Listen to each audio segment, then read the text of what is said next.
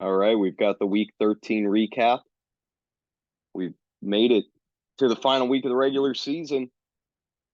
Some changes in the standings in the playoff picture during this past week. Sam's big win over not Nillen. What's with these? What's with these? Just slips of pronunciation that happen to me every week. What's going on with my word formation? Sam's big win over Dylan moves him into the top six, and it knocks Dylan out for the time being. But he's going to have a chance to work his way back in with 1 week to go. It's going to be interesting to see what happens, how it shakes out. A good team is going to be left out of this postseason. That's pretty much guaranteed, and we'll see who it's going to be. One of Sam, Mecca, Dylan. Those are three pretty good teams. One of them is essentially guaranteed to miss out. So anyway, the Week 13 headline, I'm looking at big performances here, and to me what stuck out was 10 of the 12 teams, their leading scorer was a wide receiver this week. And 6 receivers scored 30-plus points. That would be DK Metcalf, Deebo Samuel, Nico Collins, CeeDee Lamb, Tyreek Hill, and Jamar Chase. All 6 of those guys, 30-plus. And then the only 2 teams that were not led by a player of that position, Sam Laporta was Sam's highest scoring player, a tight end, of course. And then Dak Prescott once again leading the way for Krieger's team. Dak Prescott now 5 out of his last 6 games scoring 30-plus. But yeah, to me, the big story, the receivers, and even, hey, Mike Evans just barely missed 30. A couple of other guys in the 27 range. It was a big week for that group. And kind of weird to me that 10 out of 12 teams were led by a player of the same position. I feel like that probably hasn't happened all year, but it did in Week 13. Not the most extraordinary week in the world. No one topped 160. 123 was the number 6 scoring team. So it was a pretty normal week. There was only one team that scored below 100, so it was nice on that end. There weren't many teams that really failed in Week 13, but also not many that can say, that was the best my team was at. It was just kind of merely a normal week. But let's get into the matchups, and we do have a guest coming in. We have a guest coming in for the first time, I believe, since Halloween. I think the last time someone was on this was when Dylan joined, and we both had gotten dressed up. That was not planned. That was not rehearsed. It was nice that it worked out that way. I was happy. But yeah, I think the whole month of November, nobody was on here. And of course, as Dylan would, I'm sure be glad for me to point out, I did miss a week. My God, yeah, kill me for that I decided to take a week off in this process during the holiday. I'm such a terrible person. But yeah, anyway, we do have someone coming on. It's Matt Mecca. I'm going to let Matt in at this point, and we're going to get him all connected. And here he is. How are you doing? Can't hear you. Can't. Audio's no good. I don't know what's going on. You are unmuted, but can't hear you. Try again. Why? Now you're good. Now you're good. Buenos dias, as they say. How Good are you morning. doing? I'm doing well, walking and talking this morning. Yeah, The yeah, camera's gonna go off. you're strolling through the streets there. I am. Phone's going in the pocket. That's all the video that I'm Okay. providing today because I'm talking Fair. to a panda bear. Yeah, I'm a panda, and this is a bamboo forest. How are you doing? It's what, 2:30 a.m. 3 now where you're at? Yeah, it's 3:14. I mean, How are I you stay awake? up. What was that? Am I awake? Yeah, I'm always awake. I'm always awake. that's I can, categorically untrue. yeah, it is. I wish it wasn't. I wish I didn't have to sleep, but I, Is this, you know, can I to say good function, I do. morning? Or is this good night? And you're just happen to be awake. That's a great question. I did fall asleep for an hour, hour and a half. So I think it could go either way. I It's just haven't I haven't been continuously awake, and I also don't plan to Mhm. stay awake for the rest of the day. So I don't really know Well, what to call this. let's do it. I'm excited. I've loved these recaps all year. I'm excited to be on. Yeah, yeah, glad to Let's do have it. you on. And I mean, it's not just because you're on. We're gonna start with your matchup because it was the best matchup of the week. And you Skirted defeated by this Larar. You did, and it was pretty wild. You defeated Larar 138 point. If this would ever load, my computer. week. I think it Okay, just 138.48 to 136.96. And I mean, there are just so many layers to this thing. Like, yeah. How did this go down? Because I was, this all happened at 3 a.m. And yeah, unlike yourself, I don't find myself awake often at yes, 3 a.m. which is honestly respectable for you. Yeah. So first off, I mean, just have to point out we'll go with the matchup MVP, which is Mike Evans 29.2. And Mike Evans has been great, wide receiver He's eight been on the awesome. season. He really has. I mean, it's 10 touchdown season. He's over 1,000 yards already on the year. He's been really consistent. He's had a ceiling. He's just, for a guy you got in the sixth round, you couldn't have asked for more, but Oh, absolutely. I mean, Baker Mayfield doesn't know what to do except throw the ball to Mike Evans. it's true. I think Yeah. I think Godwin got 2 targets this week, which Yeah, that's just not a Godwin is not a thing. Uh, no, they have no, no and I think connection. I don't know what it is, but I mean, Mike Evans is a huge guy, so I guess it makes sense you just chuck it up, let him do Yeah, the rest. yeah, I think that, it just different guys have different preferences. Jameis Winston, um, loved Mike Evans, but he also, towards the tail end of his time there, he really involved Chris Godwin and Tom Brady. Godwin was Brady's guy, but Absolutely. that is certainly not the case with Baker Mayfield. It's shifted back completely to Mike Evans this year. Uh, Totally. And how many touchdowns does he have this year? Let's see. he has 10. It's crazy. And he's already over 1,000 yards. Yeah, yeah, and Mike Evans at this point, like I think he's at 1,000 yards every season of his career. Yeah. This is a Hall of Fame player at this point. Seriously, it's been a pretty remarkable career for him. But let's focus on some other guys. Derrick Henry scores 25 fantasy points on a day where he was knocked out of the game in really the third quarter. I mean, maybe early fourth. I don't remember exactly when it was, but he did Derrick have a ton Henry, of he had 21 carries, but he could have had way more. He was knocked out of the game fairly early. right? And if I remember, he was kind of rolling. He He was. got the 2 touchdowns, I think, in the first half, maybe. He did have two in the first half. Yeah, yeah. He got But off to talk a about great start. an infuriating person to own. Oh yeah. I mean, he's had 3 weeks of 5.5 or less, multiple weeks under 15, but then he Hmm. goes off for these weeks 24, 20, 25, and it's all about the touchdowns, which you commented on. If he Yeah, gets in the end zone, it's a great day. If he doesn't, oh, he kind of sucks. yeah. And I had him last year, and this was my experience. It was like you're. It's hard to really be like mad about it, but at the same time, that season long, what he ends up being like, he's running back seven.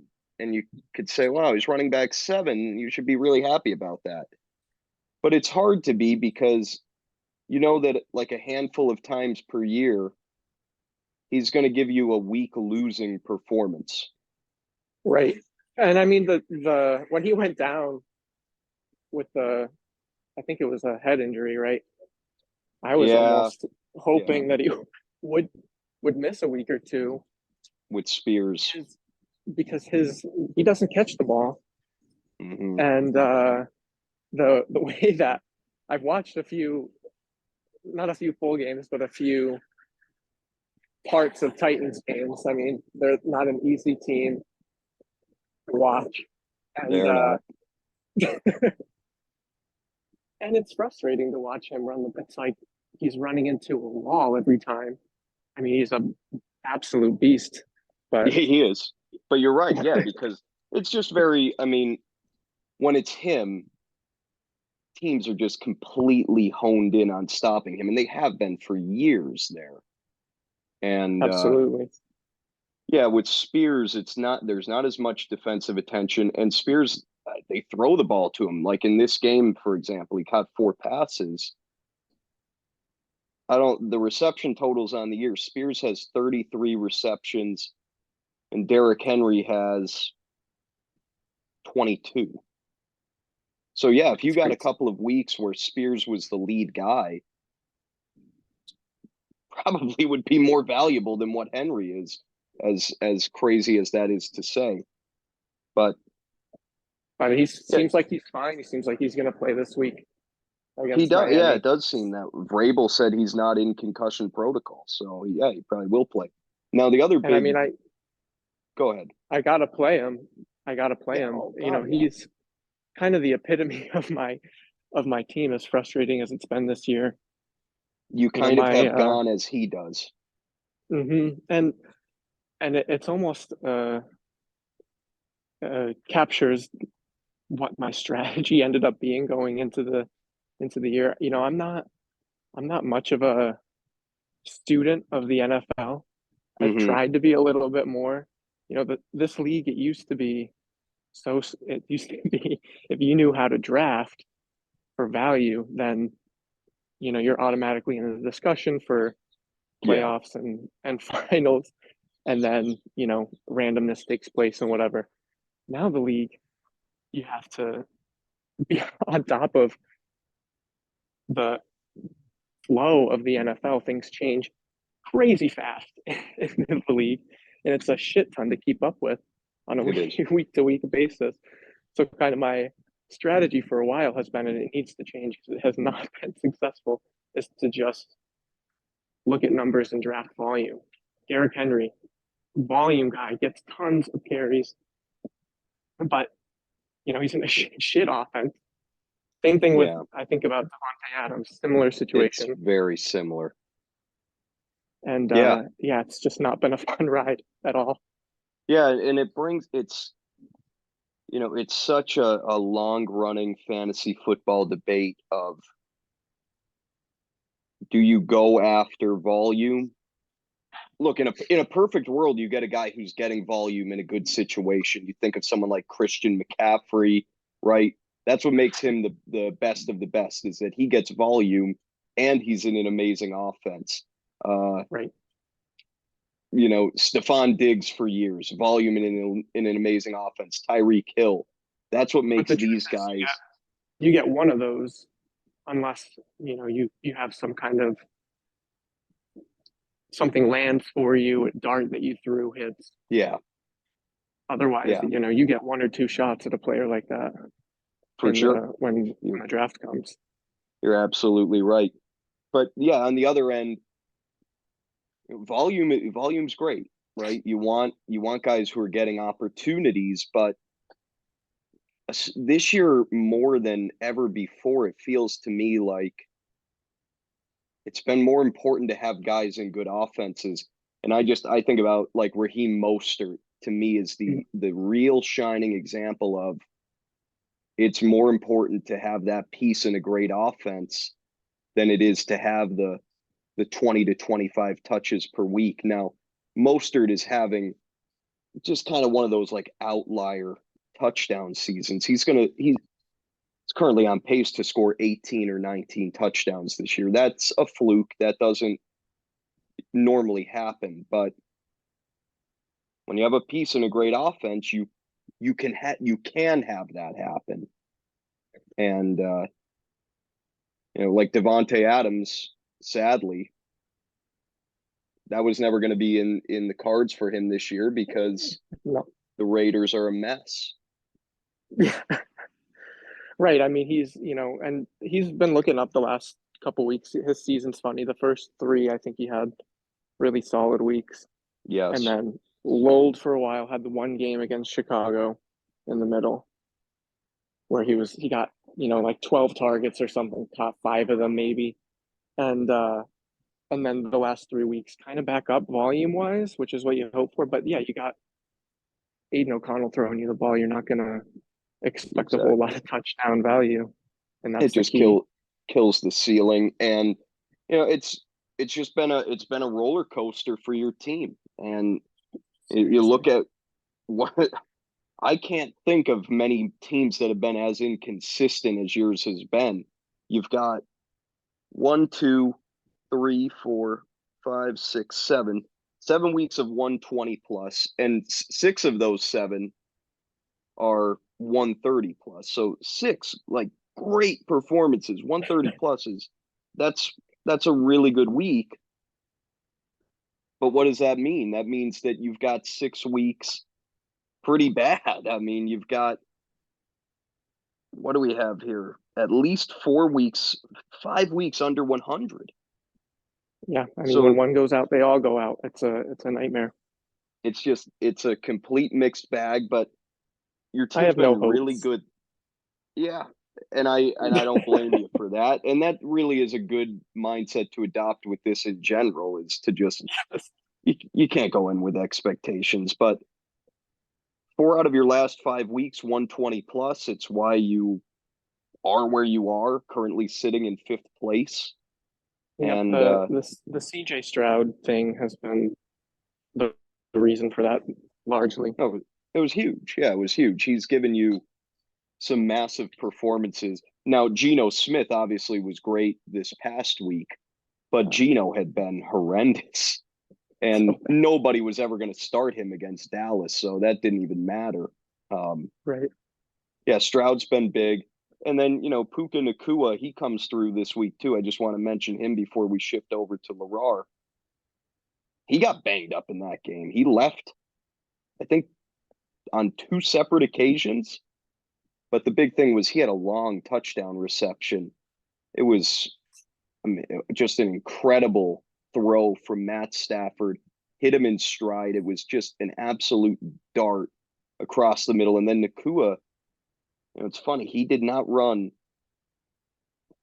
He was not known for his speed coming into the league, but he completely outran everybody on a 70-yard touchdown. He's been just absurd. I Yeah, know I love that.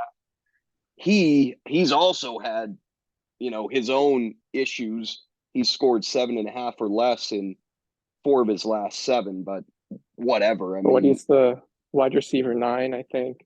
Yeah, him he's a and wide Evans receiver really 9. 8, 9. Yeah. I'm just looking at the scoring now, the position ranks on my team. Yeah, I that's been the mean, lifeblood. when Andrews went down, that was that was really rough. That's And really, Aaron yeah, Jones has been a shit show. he No, really, it's amazing how he just cannot get on the field. no, I don't know what's happening there, I but don't it either, must just because it be seems every week it seems like he's going to play, right. and then it's just like, no, he's not going to play. And then he doesn't. Yeah. Yep. And The that's going good, to happen this week too. probably, I mean, that's kind of what you have to expect at this point. The only good thing with him is they've, I mean, they are absolutely in the thick of it. They're currently a playoff team, so at least like if their season was lost, they would have no incentive to push him. But the fact that they are actually a relevant team gives them some reason to try to get him back. I mean, even if he does come back, You can't trust him. he's no, he's not playing enough to. Yeah, I'm not hopeful for that, and that leaves me kind of in a really bad position because I have no one else to start No, in that spot. yeah, Khalil Herbert, that's a bad, that's not good either. So No, yeah, you don't really have a running back too, but you got to hope other guys pick up the slack. we'll see. Like I said, I have no hope. But what? So what happened in this? Tell me about Larar's Yeah, team and how this yeah. went down I on mean, Monday this night. this is just insane because coming into that Monday night game, I mean, Larar was projected to lose by. I could do the math in my head here quickly, but 15, 16, probably about 20 points, just kind of eyeballing it, maybe 25.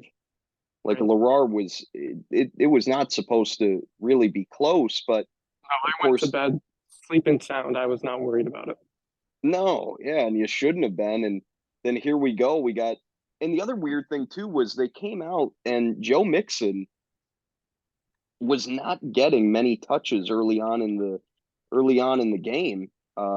Chase Brown factored in heavily Hmm. for Cincinnati, and that might just be a thing they do the rest of the year. Chase Brown is a rookie. They're maybe just trying to get a look at him, but or maybe Mixon was a little banged up. Who knows? But Mixon, the big thing with him was he scored early, and then in the second half of the game, it was all him.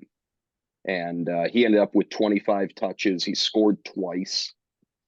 But the big play that actually momentarily put Larar ahead of you in projection, it became 139 to 138 at a point in the second half after Jamar Chase had he had a 76-yard touchdown on a bomb, a beautiful throw from Jake Browning. So that momentarily put Larar ahead, and I was mind blown because the ramifications of Yeah. him winning Oh, that matchup would have been just like it would have changed everything. First off, you're in fifth place right now. If he had won that matchup, you would not be in the top six. Dylan would be. Sam would be and in fifth. Dylan would be in sixth. And the we would go into the final week with four teams, 13 and 13, and just have a complete toss up crapshoot. will be a mess. It The would, it'd be, implications then of Larar starting Dalton yes, Schultz. yes, yes, I was not, hoping that that would not matter I, and thought it wouldn't. And and Larar and I texted about it a bit, and he is, he's disgusted with himself. Larar lives out west now, and he did not get to his lineup in time Sunday morning, and it's no excuse, and he knows that because Schultz was ruled out Friday, and he knows that. He's sick with himself over what he I'm did, sure. I'm uh, sure. and yeah, obviously, that would have been the difference if he had started Pitts.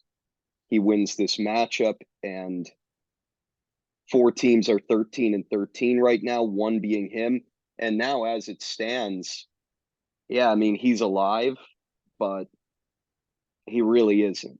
It's going to be he needs to go 2-0, and then he needs two of you, Dylan and Sam, to go 0-2. And if you're one of the teams, he needs to also outscore you by like 20 to jump you in season long points.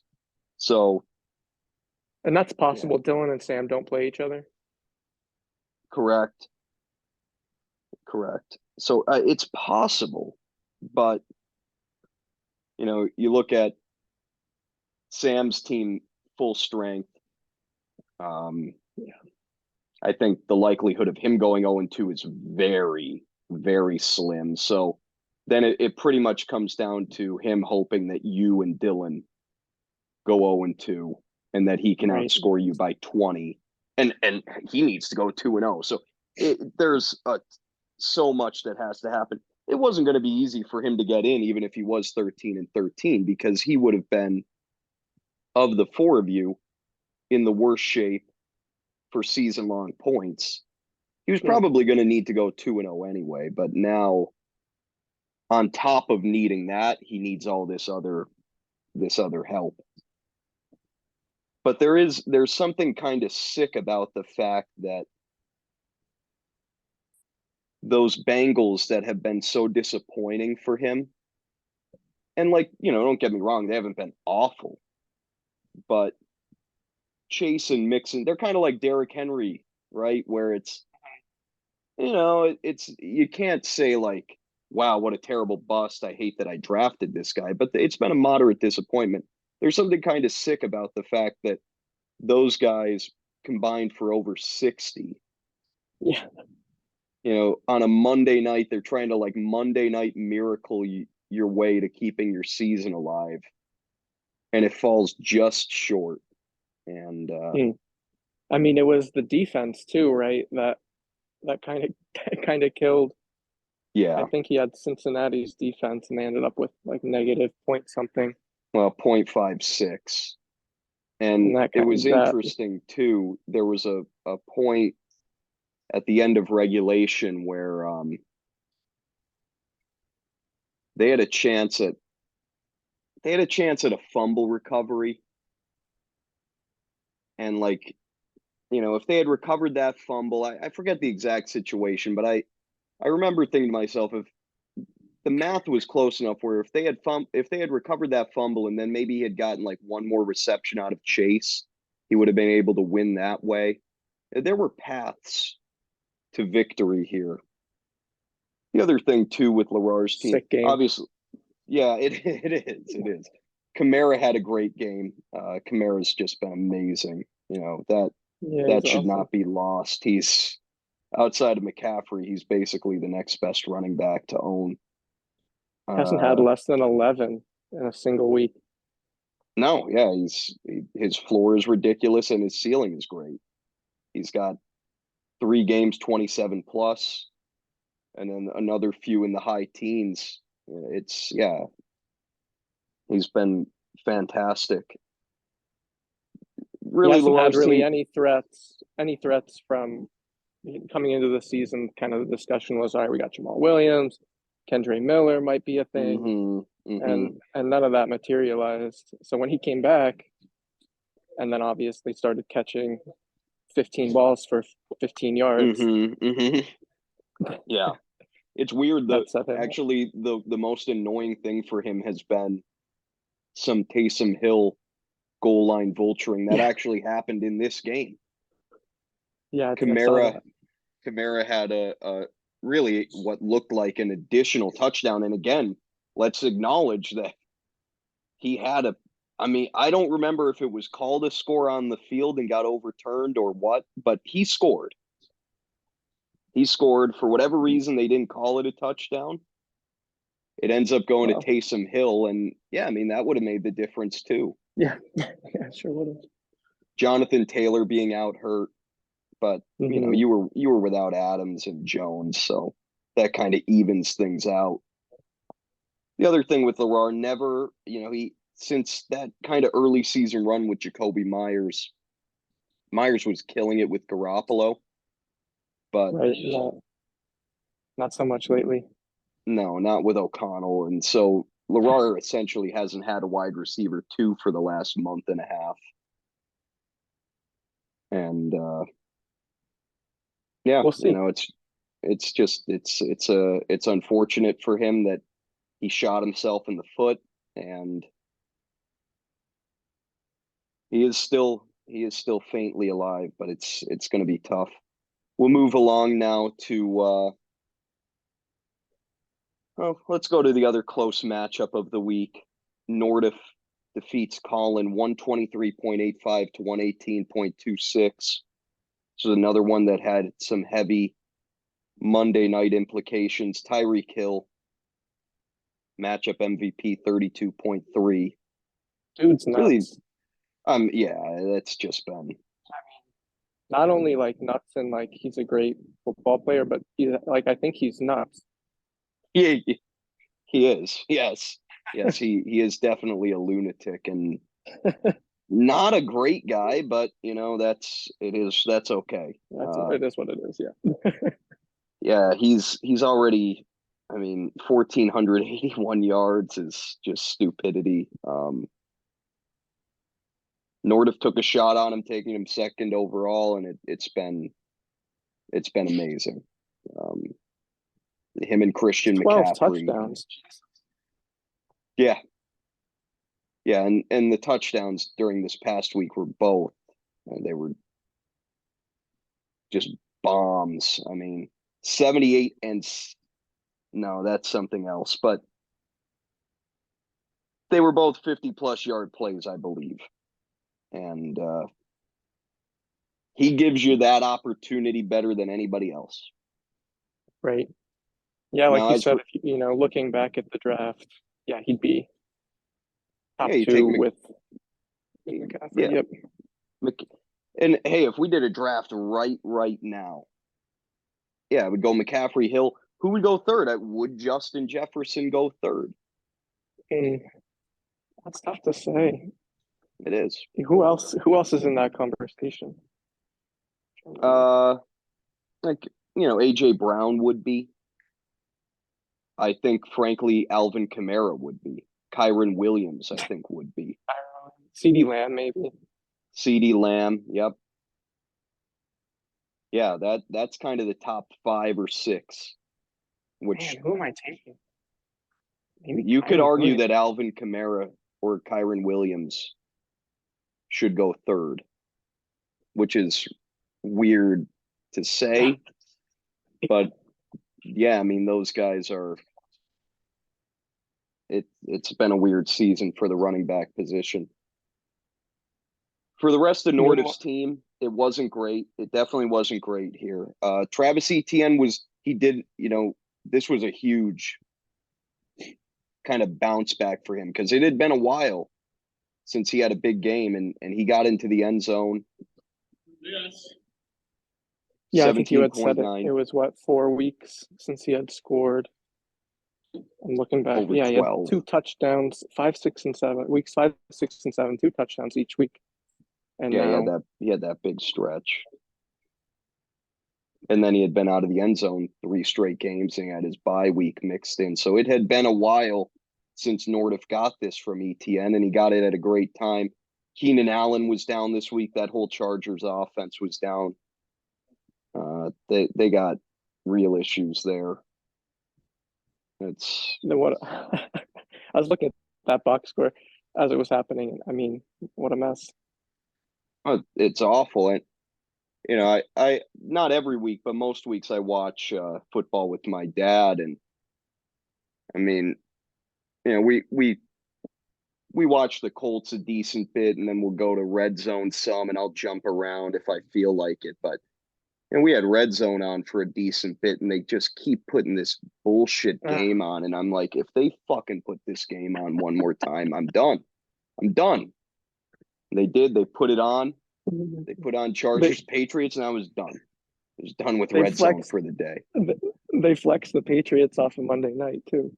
Yeah, first time ever that they've flexed a Monday night game. It was them against Kansas City.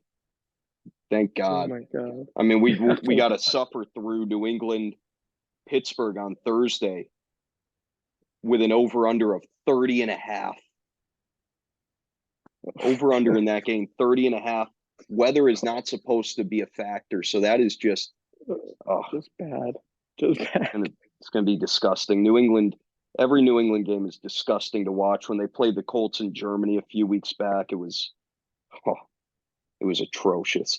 But yeah, Keenan Allen only 10.8. It was just, it is what it is. He's been amazing. Yeah, wide receiver 2 on the season, right? Yeah, he would easily be. I mean, he's another guy who'd be in that top 5 conversation. Yeah, you're right. And he went in the 5th round. That's one of the picks of the draft. Yeah, and that was one that on the night of the draft, I remember I said it. It really stuck out to me. Like, what are we doing? Um, Right. I know that age is a concern, injury is a concern, but this guy, when he's been out there, has always been really good. And It's man, been for him huge for to have, Nordic.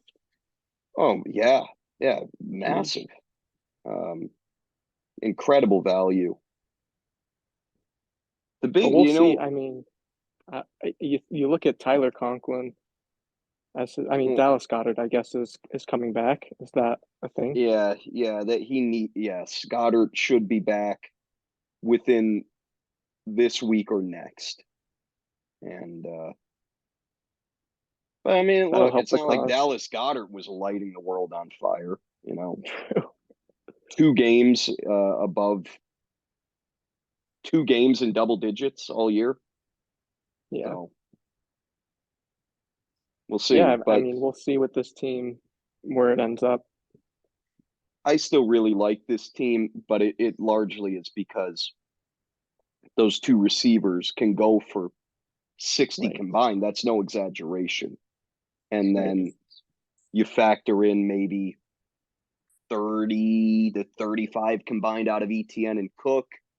You get 25 from your quarterback, before you know it, you got 120, 125 points and still 4 spots in your lineup to work with. But the Thielen uh, collapse has been bad.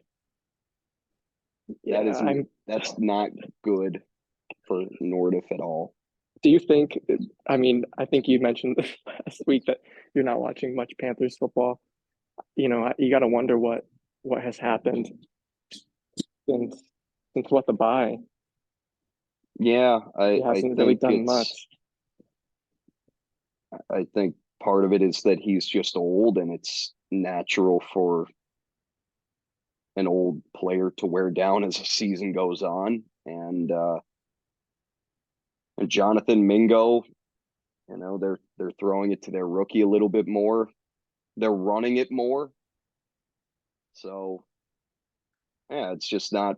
It's a bunch of things working against them. And then again, yeah, you're in a bad offense, so there aren't a ton of scoring opportunities. He hasn't scored a touchdown since week 6. I mean, how many touchdowns does Bryce Young even have on the year? Like, I'd be shocked if he has more than 10 passing Yeah. touchdowns. I really would. So Yeah, let's it'll see. be. Oh, Yeah, man. I don't know if you're Nordic what you do at yeah, Bryce Young has 9 passing touchdowns. So there's just no opportunity for that. And so yeah, what do you do with flex now? Yeah, funny enough, and I was going to mention this because this pretty much won Nordic not only the matchup but the second matchup. Ezekiel Elliott, who Nordic was forced to start. Right. This ends up being the best start of the week. Nordic was forced to start him because Cook and Keaton Mitchell were on bye.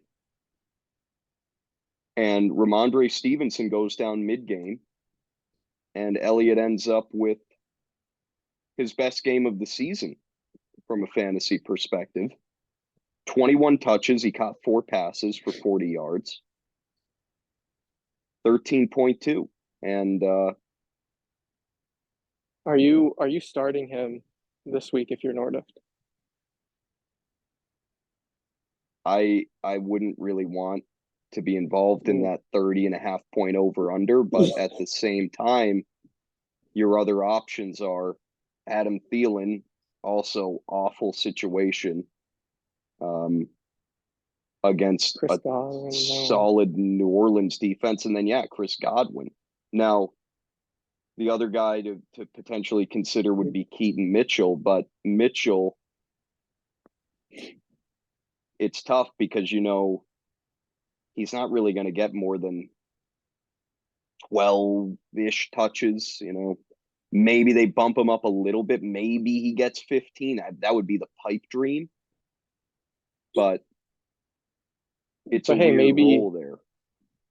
Brandon Cooks even. Yeah, That's he's had got to be one of moments. the tougher starts. That's for this Yeah, week between Brandon, that you're group. right. Yeah, Cooks has scored 16 and a half or more in 3 of his last 4 games very quietly. So, Philadelphia's a good matchup. Who knows? I mean, the targets are not good. Cooks has only had more than 5 targets in 2 games all season. It's a tough call, yeah. And Nordiff is going to have to struggle through this flex decision every week for the rest of the season. Yeah. And he's also going to have tough decisions at quarterback. Right. So we'll see what he does. We'll see. I'm interested to see where they end up. Yeah, I agree. But this was big for Nordiff. We should, but I want to say one last thing. This was a huge 2-0 for him because it kept him alive to get a bye. And so obviously what has to happen for that? Well, he's got to go 2-0. And then get a loss. He needs either Krieger or myself to go 0-2, and he needs to be ahead of whoever it is in season-long points. He's currently, I think he's about 35 behind Krieger, and he's about 10 up on me. So his clearest path would be he goes 2-0, I go 0-2, and I just don't outscore him by 10. Yeah, but it can. It can. He does have to face Krieger's kind of juggernaut of a team. So it's going to be tough to go 2-0, but it's possible. Yeah, as for Klingman, CeeDee Lamb continued his role. It's been amazing since week 6. Since week 6, CeeDee Lamb hasn't scored less than 16 and a half. He's got 4 of those 7 games, 28.1 or more. It's him and Dak together. Yeah. Ascended. 14 plus targets in 4 of his last 6 games. You couldn't ask for more than what CeeDee Lamb has been here over the last 2 months. And no, I mean, that takes him to the wide receiver 3. I feel like before the bye, he was maybe. He had been a moderate disappointment. 15, right. Yeah. Yeah, and look, the rest of this team, Jake Ferguson's been damn good too. He's tight end 9, and he's been very good during this run from Dak. It was the rest of Klingman's team that was disappointing. When did he pick up for you? September 27th. Okay. Yeah, it was a great ad. It really was. Yeah. There were a bunch of good opportunities off waivers for tight ends this year. The tight end position has not been bad. It really hasn't. There's definitely been a lot of like plug and play opportunities, if not guys that are consistent workhorses, and that kind of screwed me with Andrews. I'm obviously not looking to add tight end depth. Yeah. And use my bench spot for that. So then I got lucky. Kind of, I picked up Freiermuth, kind of thinking. And he had that one big game. Who knows? He had a big week, but now he's got Mitch Trubisky. Like that's not going to be something to rely on. No, and you're right. It's actually it's a great point, because when you take a quarterback or a tight end early, and actually it screwed Andrew at quarterback, because he drafts Joe Burrow in the 3rd round. And when you do that, you tell yourself, that's it. That's my quarterback. You got bench spots to use for other stuff. Yes. I'm not worrying about that position. But then, look what can happen. And if you end up losing that guy, or if that player is, maybe struggling, it could be a real problem, because it's almost impossible to replace. And with the Andrews situation, that's like worst case scenario, because it happened so late in the year. Yeah.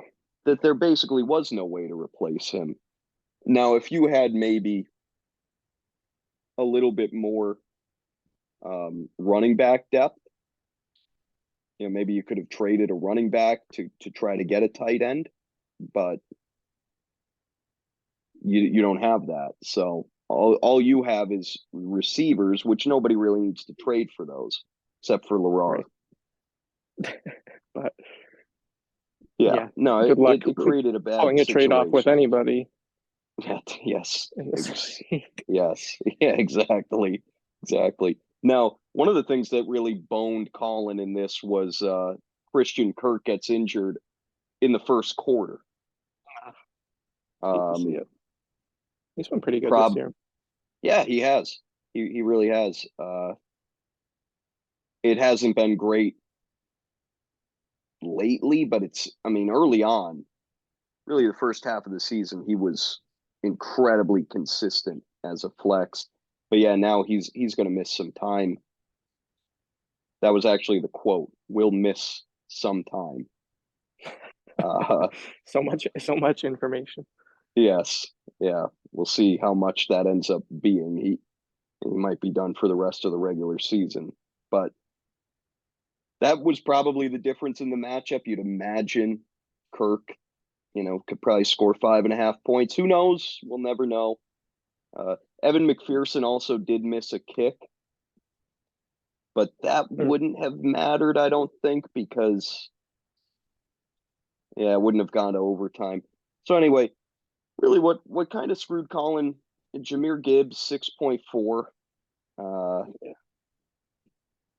Gibbs is frustrating to own. Very frustrating. I don't really understand it. I don't know how he could have possibly had a game with 9 touches. Right. And in a competitive game too, no? Like it wasn't. Yeah. That's odd to me. The one reception is really weird. That's just a total outlier when you look at what he's done since really October. This was the first time he caught less than 3 passes in a game since week 3. Yeah, so you hope going forward. It's just a weird one.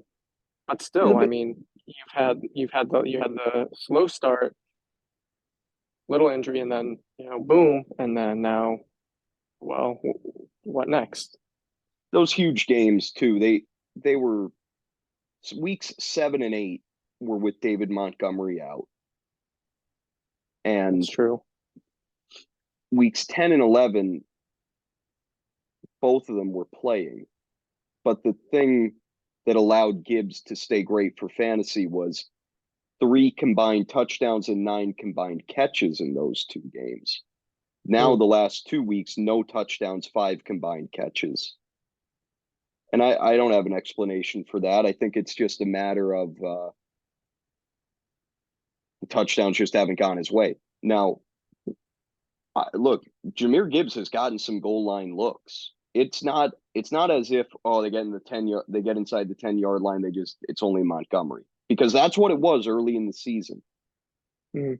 That has not been the case lately. There have been some goal line opportunities for Gibbs. Now in this game, I did watch Gibbs get them down to like the 2 or 3, and they brought in Montgomery and he got them in. And so, those are the little things that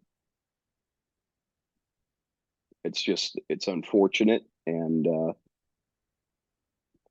that's what has held it's what's held Gibbs back from being truly elite. That might just be what, the frustration will always be as long as Montgomery's around. And that says something. He's, running back 15, even with the missed time, someone that you want because of what the ceiling that he gives. But at the same time, do you want to live with that frustration? I don't know. Yeah, well, there have been guys like him in the past hey, Nordiff has one on his team in James Cook.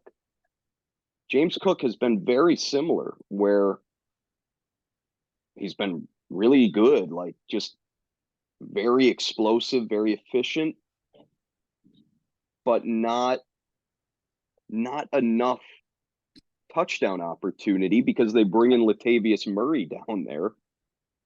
And so, yeah, you look at James Cook and you say, hey, he's the running back 17, and he's had some big weeks.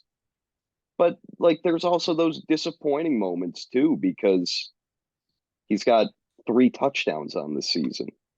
And similarly, Gibbs has what? Gibbs has 5.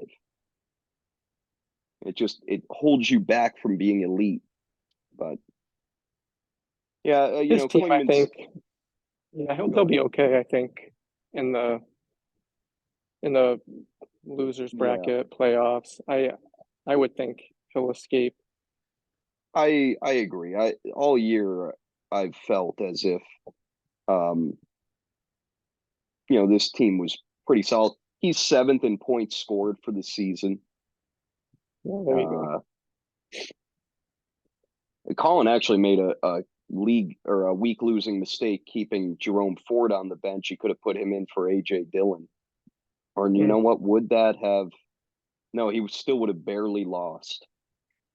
He still would have lost by a point. So that didn't ultimately impact it. But yeah, he's had some tough start-sit decisions all year because he's got a bunch of guys in the same sort of territory.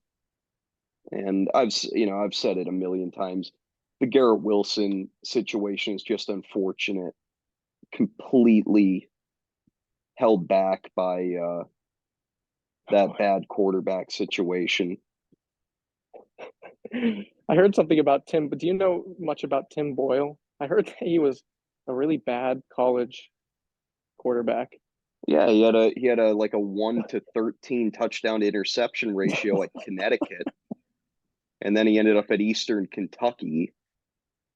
Yeah, I'd be surprised if I don't know how he ended up in the NFL. Frankly, I'd be surprised if there's a guy with a worse college resume than him that's ever started an NFL game. I don't know. Yeah, there's got to be something there that he brings to the table. I don't know if I know nothing about him. Maybe he's got a cannon of an arm. Maybe he's really good at learning a system. There's something that keeps like a really positive guy. Yeah, it could be that too. Yeah, he could be a really good guy to have around the team. Seriously, I mean, there's some reason that he's been in the league for a few years, and hey, he actually was released by the Jets. I think Monday or Tuesday. They did cut him. So the highs and the lows. Yeah, look, he can always say he started a few NFL games. Yeah, I think he made a few starts for the Lions a couple years ago too. But not helping Garrett Wilson's cause. No, it was a mess, and yeah, Klingman season it's been done, and you just try to avoid last place now.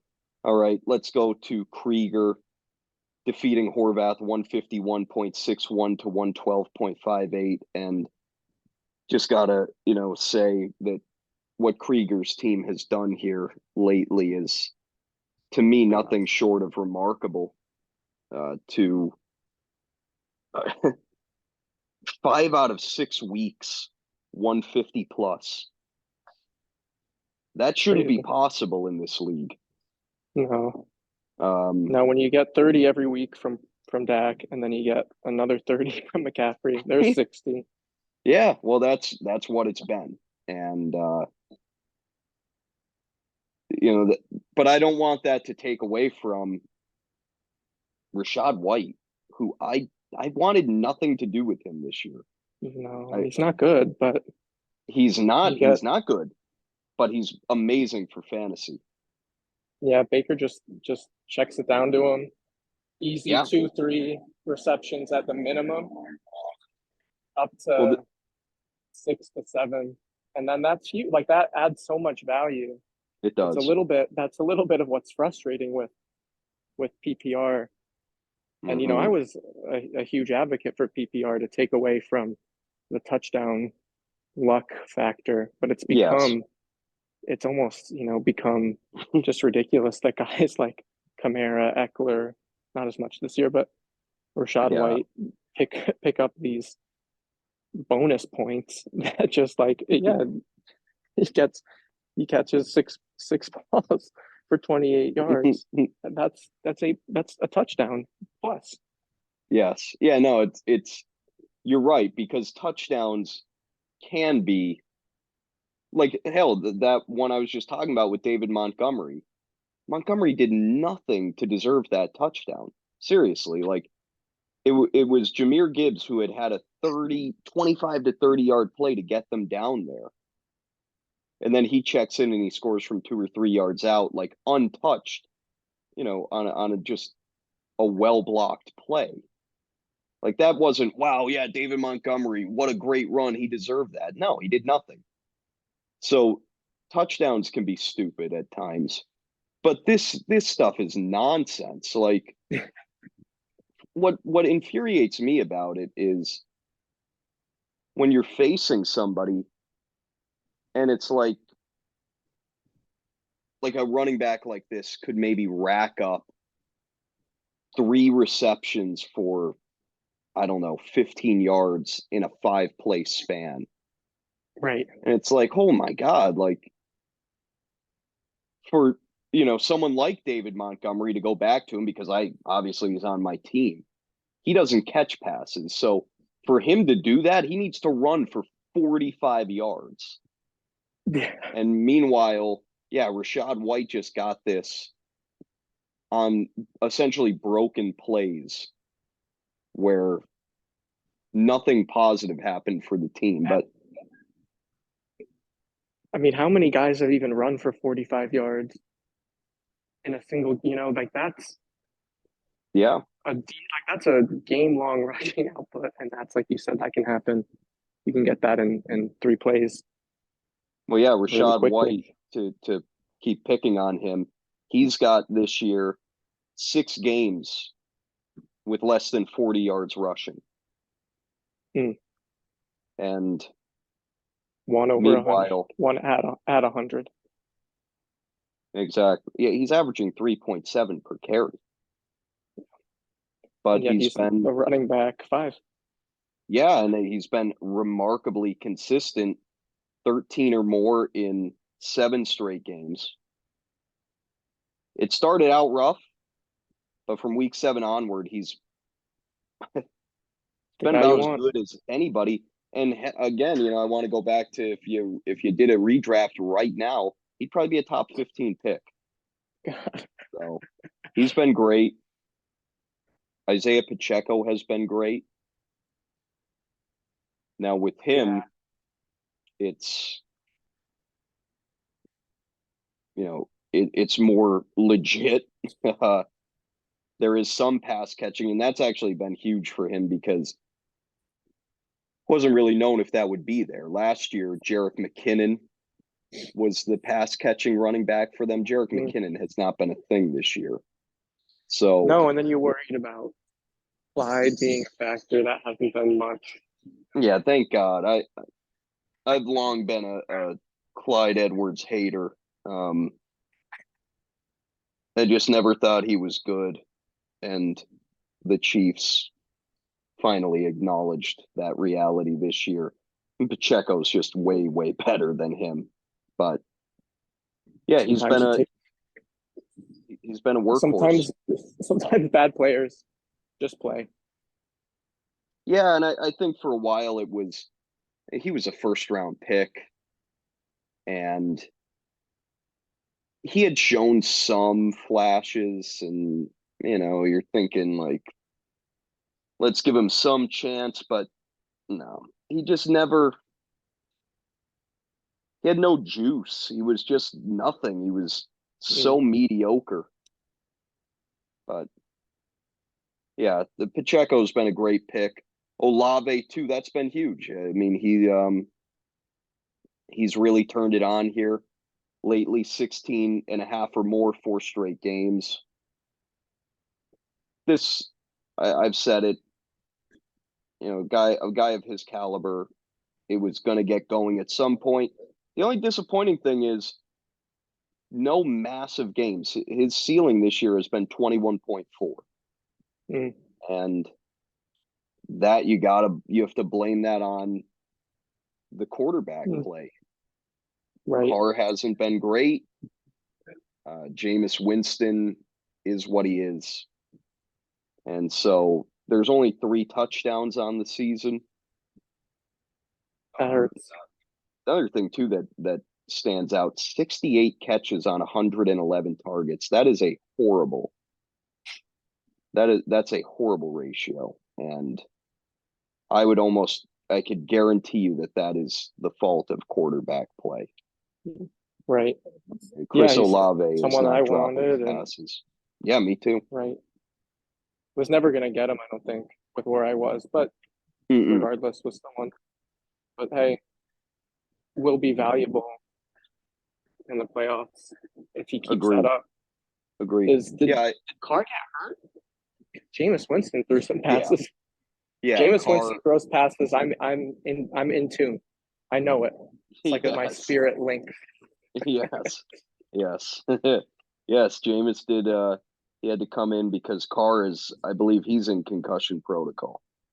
Okay. So that's his second concussion of the season. He's probably going to miss this upcoming week, if I had to guess.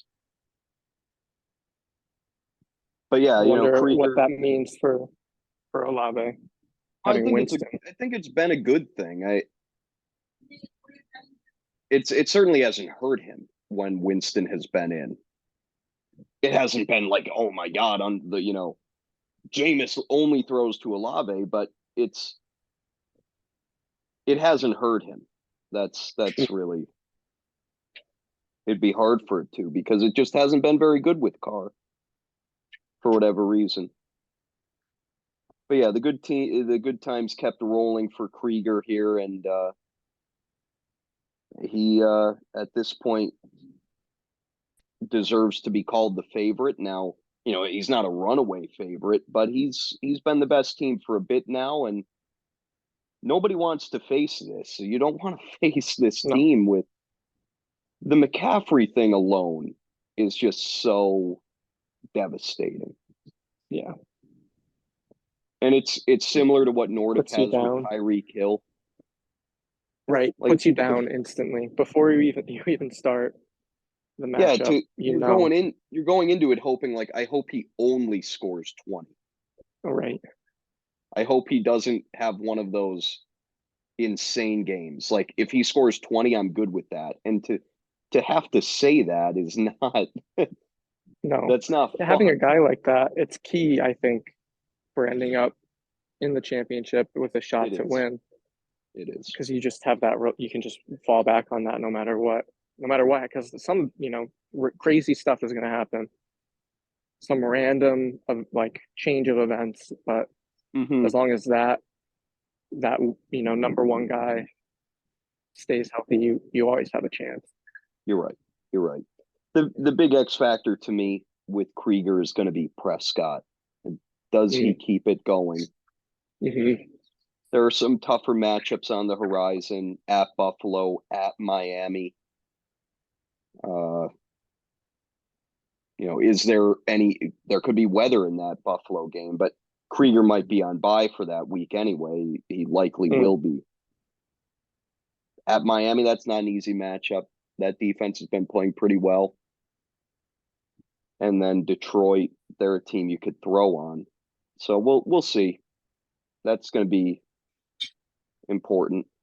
Horvath lost. He is now eliminated. It was a decent week.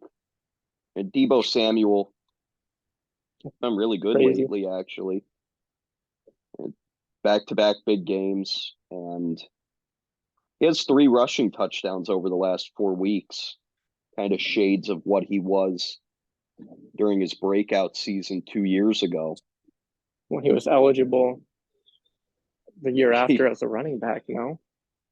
He was, I think, on Yahoo. I don't think he was on ESPN. Not on ESPN. People wanted that. People wanted that. But you know what, he shouldn't have been because you know, they brought in McCaffrey and Yeah. But when it was only Elijah Mitchell, tell you what, yeah, Debo was basically it was kind of a 1A 1B sort of situation until they got I mean, I would hope McCaffrey this team, midway through last year. if he was a running back, now that it looks like Ramondre Stevenson missing the season. Probably, yeah, he's got a high ankle sprain, so I mean, and that's a team that has no reason to Right. I mean, they might as well just let him sit out the rest of the year. So, They should just snap it and lie down. but it's Belichick, and Right. he's not going to make a logical, sane decision. It's funny, Stevenson, he had been so damn good over the last like month and a half before this happened. He was a guy that I was semi considering trying to go after at the trade deadline. Couple of really favorable playoff matchups. Denver, a team you can run on. Buffalo's been a team you can run on. And so I thought about it. I never made any official inquiry, but it just was interesting to me to, you know, I obviously dodged a bullet. Right. Because That's if I all it takes. wanted to, I probably could have made it happen. But I was going to have to give back like Mostert or Montgomery. I mean, Mostert for Stevenson, that was a thing I was considering way back in the beginning of the year when Mostert was just going nuts. And I was thinking to myself, what do I do with this? Because, you know, this isn't sustainable at all. Mm-hmm.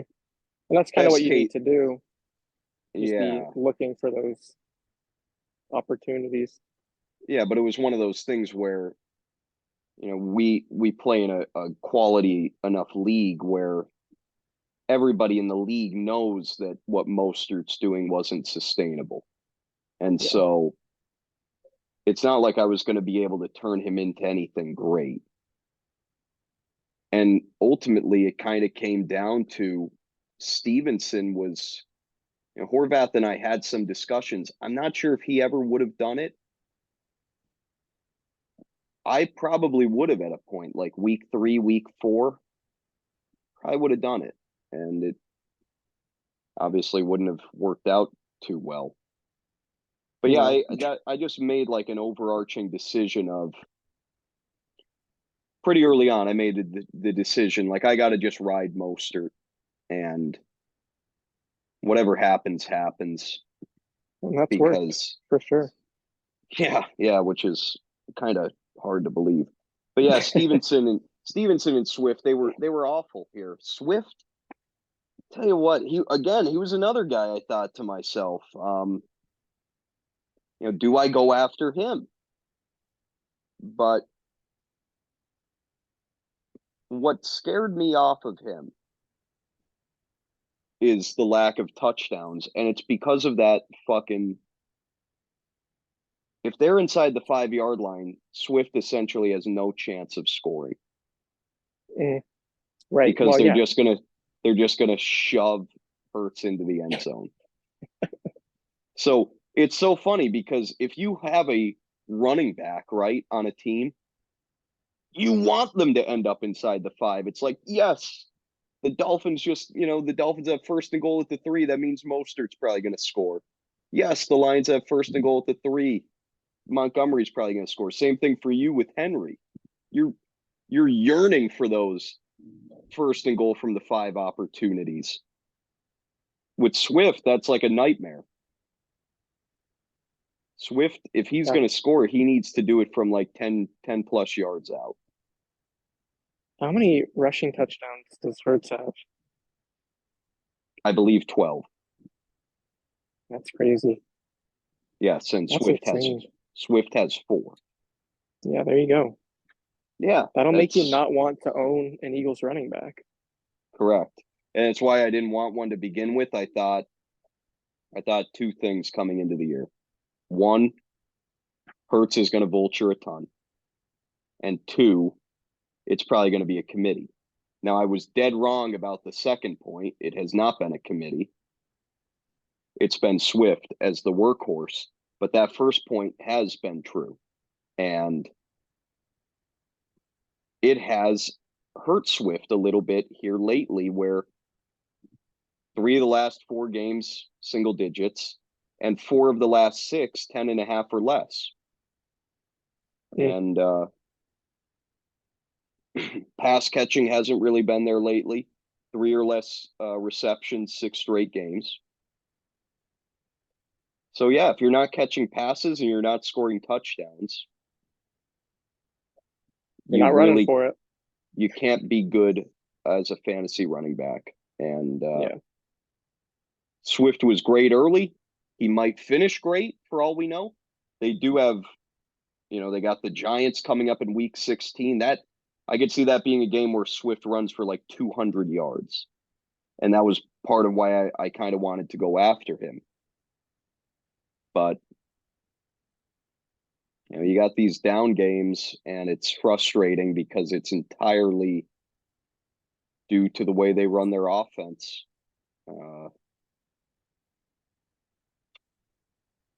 Yeah, he had been great for Horvath for a while, not so much lately. Cooper Kupp got into the end zone. That was nice to see if you're Horvath. But still, Cooper Kupp has not topped 50 yards receiving since week 6. Did not see that happening. I did not see him being healthy, but then did not see him getting healthy if he is, and then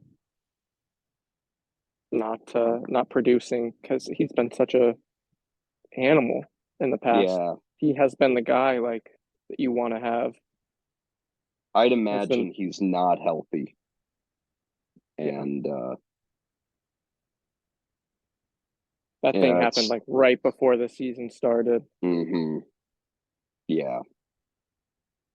Yeah, you don't want to like hamstring and any of those kind of like soft tissue Right. sorts of injuries. Like same thing with Aaron Jones. Like, yeah, just if you're chronic. above 25, you're gonna have that happen every time you try to sprint. Yeah. Yeah. It just becomes a chronic issue. And Kupp's had other problems. He's dealing with an ankle now. He's an older player who he's dealt with injuries in his career, severe injuries, tore up his knee, maybe twice. I feel like he may have done it twice, but he's been banged up a ton, and it might just be a matter of maybe he's hit the wall. It wouldn't be the most shocking thing considering the usage that he's had. I know it's not like he's ancient, but at 30, he may be beginning his demise. But yeah, that to kind of sum up Horvath's thing. That too, yeah. You had Nakua just burst onto the scene, and part of the allure of Kupp was he's the only. They don't really have anyone else. They have no, and Kyren Williams too. Kyren Williams has taken targets. Nobody knew that would be a thing. You were looking at it and saying, well, who the hell else are they going to throw to? Higbee sucks. Van Jefferson is what he is. Van Jefferson, by the way, is no longer even on the team. And then they got this unknown Puka Nakua guy. They got Ben Skoranek. So yeah, that was the thought process was Kupp's going to get everything when he gets healthy, but that hasn't been the case because they've had 2 guys kind of come out of nowhere. Right. And then the Nick Chubb thing sucked. It was brutal. But what can you do? It happens to somebody every year. And unfortunately, with Horvath, it was 2 guys that really kind of sunk him. And it was written in the cards. He stayed competitive. I give Horvath credit for that. And it's not like this team's been an embarrassment. It's been decent, but not enough. All right, we'll move on now to my matchup. I defeat Andrew 158.06 to 100 flat. That's really stuck out to me that Andrew scored 100 exactly. That is very rare. Yes, really rare for that to happen. Matchup MVP, weekly MVP was DK Metcalf, who finally, thank you for finally getting him the ball, 37.4, and it started early. And it was like a 70-yard touchdown, 73 yards in the first quarter, and just a catch and run that he took to the house. It was something like the fastest sprint speed touchdown in 3 years. Oh wow. 22 miles per hour at his peak on that play. Wow, who knew? He's a freak. He's just one of those kind of freakish guys. And frankly, I've said it on here, it's an absolute embarrassment that he hasn't been able to be like utterly dominant. And I put feel like it has some of to it do with Geno Smith. Well, he's been really bad most of this year. He was great the other night, and that was the big key for Metcalf. But yeah, I put a ton of blame on him. I put some blame on the Seahawks offense, which has just always kind of been bland. And DK Metcalf, he deserves some of the blame.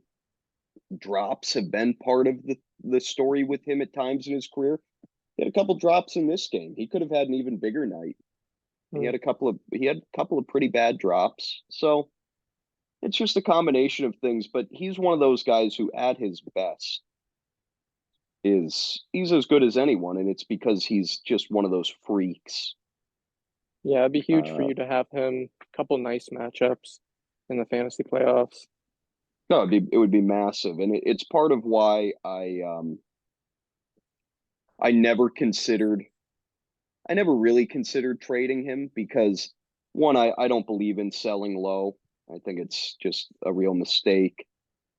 And yeah, those favorable matchups against really exploitable secondaries down the stretch. So yeah, we'll see. But touchdowns have been an issue for him. I think you had Metcalf last year, right? Yep. And I think he scored like what, 2 touchdowns. He had like a crazy number of red zone targets. Yes. It's really frustrating. You expect him to score a lot just because of his, like you said, he's a freak in nature. Yes. So you would expect, that like the 3 this week are indicative of that kind of floating back to where you expect it to be. Yeah, he's the type of guy that you're thinking like 10 touchdowns should be his floor, and like 15. Like he's a guy who should be able to score like 15. And he seems a lot like AJ Brown to me. They kind of like physically, I categorize them in the same group. They are almost identical, like human beings. Yeah, I think Brown is a more well-rounded receiver. I think he's a better route runner, and obviously he's got the better situation around him. But yeah, they're extremely similar. Yeah, Metcalf, he scored 6 times last year, and then it had been 3 times this year before Thursday night. So he was somebody who had scored 9 touchdowns in like a 25 game span, basically. That's crazy. Yeah. That's not normal. No, it just shouldn't be. It just shouldn't be part of the story for someone like that. But yeah, we'll see. You got to think he'll be better, and that trio that you drafted will be what you're kind of banking on. The question marks, though, Herbert definitely Yeah, that's a a question problem. mark. Yeah, that's become a real issue. Got some Actually, nice matchups. That helps. yeah, one of the things I tried to do at the very end before the deadline was improve my quarterback situation. I had actually sent Lohan. I mean, I was going to give up all my depth to get Hurts. Mm. Um, and Lohan, he was in a situation this past week where he needed to go 2-0, and he had a bunch of bye weeks, and I wanted to take advantage of that. And so I had sent him Herbert, Charbonnet, Sutton, Taysom Hill.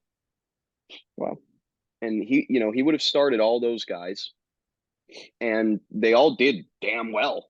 Well, Herbert didn't, but Charbonnet, Hill, and Cortland Sutton all scored 15 plus points. So yeah, I was going to trade all my depth to get Hurts, and Lohan did consider it. He said he thought about it for a significant amount of time, but decided not to do it. I don't blame him for not doing it. It's very, very hard to trade someone like Jalen Hurts, but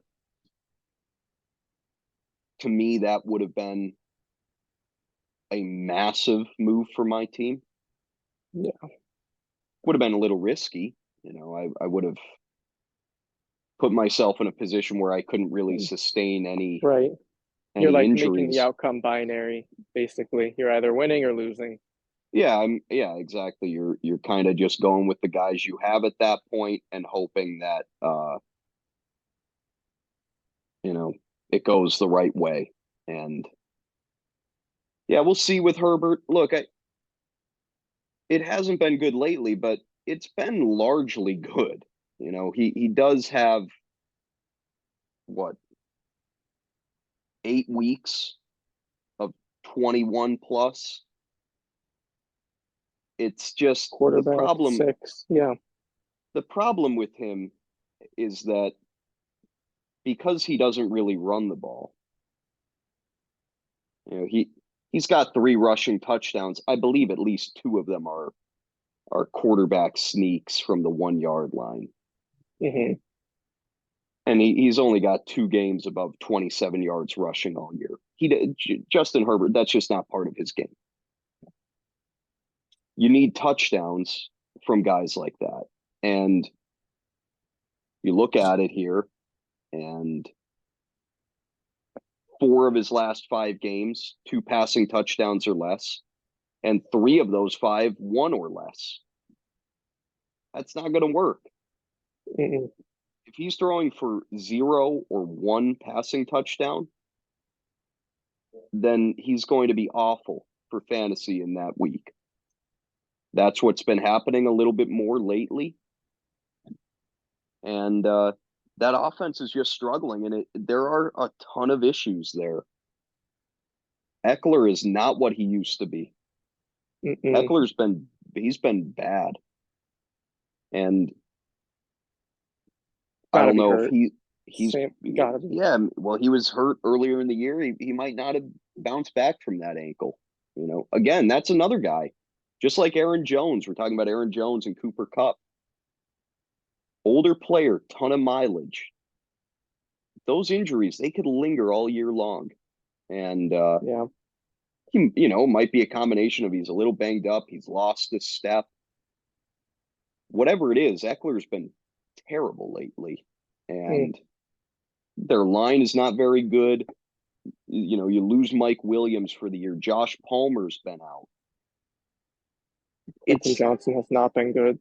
Quentin Johnston's been terrible. So, yeah, I mean, it's Herbert and Keenan Allen. And you know what? Hey, Justin Herbert he's not a blameless victim. He's missed plenty of throws. I mean, just watching him, he misses guys high all the time. And it's just not been good. It's been a really bad situation. I still think that he could have some big games in him. I look to that week 16 game at home against Buffalo. That's the fantasy playoffs. Indoors, that should be a shootout. Buffalo's defense has not been good lately. They're without a ton of guys. That's the type of game I could see Herbert going off. Yeah. I still have hope for that. But tell you, I really don't like the looks of that week 17 at Denver. I know that Denver's season long a favorable matchup, but lately not so much. And you're going to be outdoors. Who knows if there might be weather involved in that? That's why I wanted to move off of Herbert, but it is what it is. I got to ride with him now. And You would be starting Stroud. Well, and I would have been over the last couple of weeks, right? But Stroud's got some horrid matchups upcoming. He's got the Jets this week. He's got Cleveland coming up. I know, but then he's got I think Tennessee in there twice. Yeah. I mean, I definitely would have started him over Herbert when he's playing Tennessee. That would have been nice to have. But I plan on using Achane down the stretch, and so that'll be really interesting to watch. That's going to be. I'm curious at the decisions you'll make coming in.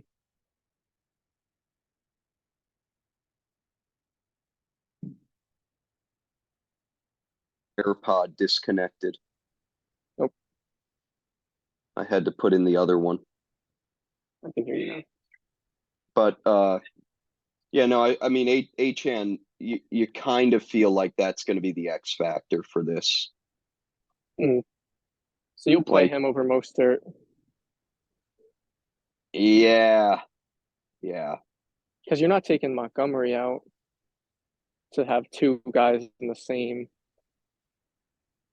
Or are you? It's weird because I mean I could the thing with Montgomery and he's been great, but Montgomery he's one of the most touchdown dependent guys in the league. And hey, David Montgomery has somehow managed to score a touchdown in every game he's played except that one against the Buccaneers where he left in the first quarter. Wow. In all of Montgomery's full games, he has scored. But will that continue? Yeah, will that continue? It feels like he's so overly due for a week of 15 carries for 60 yards, one catch for 10 yards, and he gets you 8. And that would not be ideal. And he's got a couple of at Dallas, week 17. That's a week where I could see myself staying away from both of them, or from Montgomery, and starting both of the Miami guys.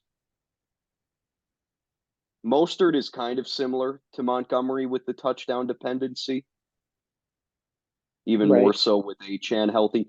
The thing with Achane, and the reason that I just can't see myself ever sitting him, is the ceiling is just it's off the charts. Mm-hmm. And he catches balls. He does. Yeah, and Mostert, he was early in the year, but God, that's not a thing anymore with Mostert, sadly. Yeah, the Achane is just so freakish he's one of those rare guys who could take it to the house on any touch. And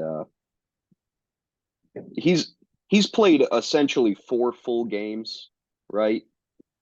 That week 2 against New England, he basically didn't play. And then week 11, he was gone first quarter. He's played 4 games and he's scored 20 plus fantasy points in all of them. So how do you sit that? No, definitely someone I'd like to have. Yeah, but then you wouldn't have Stroud, and your team you'd be done. It'd be done. Yeah, exactly. It is what it is. And it's funny, Cortland Sutton, what he's he's kind of been valuable. He's the David Montgomery of wide receivers. Yeah, he scores a touchdown every week in an offense where that should not happen. No. Yeah, Sutton's got 9 touchdowns. Yeah, that's crazy. And Metcalf has 6. Yeah, exactly. But yeah, it's ridiculous with Sutton. Like, you look at receptions, yards, and targets, it's not been good. He's got over 7 targets in 2 games. He Yeah, not hasn't hit someone a you ever want to play. no. He like every week it's funny. I've started him twice now. I started him weeks 10 and 13. And in both of those games, he had done like nothing for I think in both those games he didn't record a reception in the first quarter. And I'm watching this and I'm thinking like, okay, well, of course, the week I have to start him is when regression is going to set in. And then nope, he just finds his way. Week 10 he had just a Herculean touchdown reception. It was actually whatever, like Amazon Web Services or whatever thing the NFL uses for catch probability. It was the lowest catch probability like ever. Wow. And then this true? Yes, Wow. it was just a ridiculous play from both him and Russell Wilson. It should not have worked. And it actually was called incomplete at first until they reviewed it. And then this past week, it was a long touchdown reception. It was 45 yards. So yeah, he had 2 receptions and he ended up with 15.7. I lost a matchup on that in week 10. Did you really? Because that was, because I remember I was thinking, Sutton comes back to bite me in the ass after trading him. Wow. I didn't know that's what it was. I did not realize that was the I did not wonder, realize that was the difference in our matchup. Yeah. Go back and you know what? Not quite. Yeah, it was 10 points. Yeah, I think I still would have gotten you barely. But what was going on that night, because I had 3 guys going in that Monday night game with him, Diggs, and Kincaid. Mm-hmm. It was really odd where like truly none of them did anything in the first quarter. And I was projected to lose to you by maybe a handful of points. And then seriously, in a flurry of like 15 real-time minutes. Yeah. Like the matchup was over. I had won. Yeah, that's always how it happens. Sutton had like 4 receptions and the touchdown. Diggs had like 4 receptions. Kincaid had like a 25-yard touchdown, and it was done. It was over. I'm glad to be asleep for that shit. I don't want to see that happen. No, you don't. It's not a good feeling. It's not a good feeling, but you just come to accept it. I lost to Dylan, what now 9 days ago, 2 Mondays ago on, some craziness from DJ Moore, and I could tell you 5 years ago I would have been sick about it, but I'm just you're going to have a couple of those every year, and you just gotta. You're also going to win some like that. Exactly, and it's always like you can point at one thing, but then you point at another thing, and you just can't think that way. That too, yeah. Like it's so easy to get caught up on those primetime games because everybody's watching them. But what you don't realize is how much nonsense happens. Right. Like exactly. how many times did your opponent's players get tackled at the 1 or yeah. David Montgomery got set up because Amon-Ra St. Brown got tackled in the end zone, and so it was 1st and goal on the 1 because of DPI. How many things went in your favor to even give you a chance going into Monday night? And that's where this game gets unhealthy. And, you just have to look at it. It's a game of chance. You do what you can. You stack the cards in your favor, and then stuff happens. There's There's a John Boy's video about Phil Hellmuth. I've ever seen. Do you know Phil Hellmuth? Yeah, he's one of my favorites. He's a psycho poker player. Yeah. Who he's excellent at playing poker, but he's nuts. He's sick Hmm. because every time one of those things falls out of his favor, he He just freaks out. unravels. Yeah. And you He's the can't, king of going on tilt. and the reality is he's playing a game of chance. You have to, just as many of those things go in his favor, and you just can't think that way. You'll just Yeah. end up. It's actually very comparable to the way I used to be with fantasy football when I was, you know, just not healthy about it. It's very similar to the mindset of Phil Hellmuth because he is incredibly good. I mean, he might be the best poker player in the world. And so when you're very good at something, and I consider myself to be very good at fantasy football, when you're very good at something, you expect to win. You expect to win all the damn time. And the reality is that's just not possible when, like you said, it's a game of chance. There are variables out of your control. Mhm. You got to be able to accept that. And for a long time, I couldn't accept that. And Yeah. that's why, Hiatus. I would get so pissed. Yeah, I'd get so Yeah. pissed. And yeah, the best thing I ever did was leaving this for 2 years. And, Right. I've come back and, four pretty good seasons in a row. And it's largely because I'm much more healthy about it. Yeah. I don't, I used to like watch every single little moment Right. and Little magical analyze. thinking. Hmm if I focus Now, on this, I can change. Yeah. yeah. Now I actually do a pretty good job of like not Yeah. Just, following everything. Let or it just at happen as it. least, yeah, like seeing it as, if you are following things, just, as an observer rather than Yeah, a yeah, participant. yeah. And you got to just be able to accept, in as unfortunate as it is, injuries are going to happen in the middle of games. Crazy. So you could see some just wild swings. I mean, think about think about plays like if you have a receiver on a team and your opponent has their running back, how many times does Yeah. that turn into something crazy Hmm where uh maybe AJ Brown gets tackled at the 1 yard line and then DeAndre Swift, well, he wouldn't run it in because it would be Hurts, but you get the point. Let's say Amon-Ra St. Brown gets tackled at the 1 yard line, and then one play later it goes to David Montgomery. That's a 12-point swing Yep. There's so off many of of those. one thing. Yes. So Impossible. when you're being a real sicko about it, like that's the type of stuff that just makes you lose your mind. But you got to just, Yep. frankly, it's best to just kind of laugh at it when it happens because Hmm it is sort of funny. And And again, it is, my hope, we're here to enjoy yeah, this game, yeah, sick as it is. it's supposed to be a hobby and something for fun.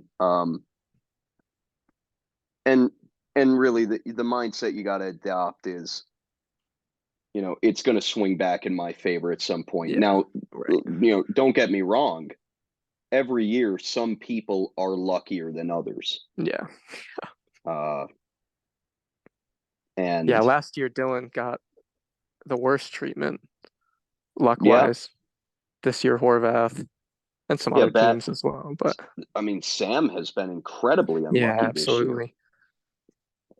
in points against, in injuries, and he's managed to keep his team afloat. So, Should we go? Should we? We should talk about Andrew's team briefly, I suppose.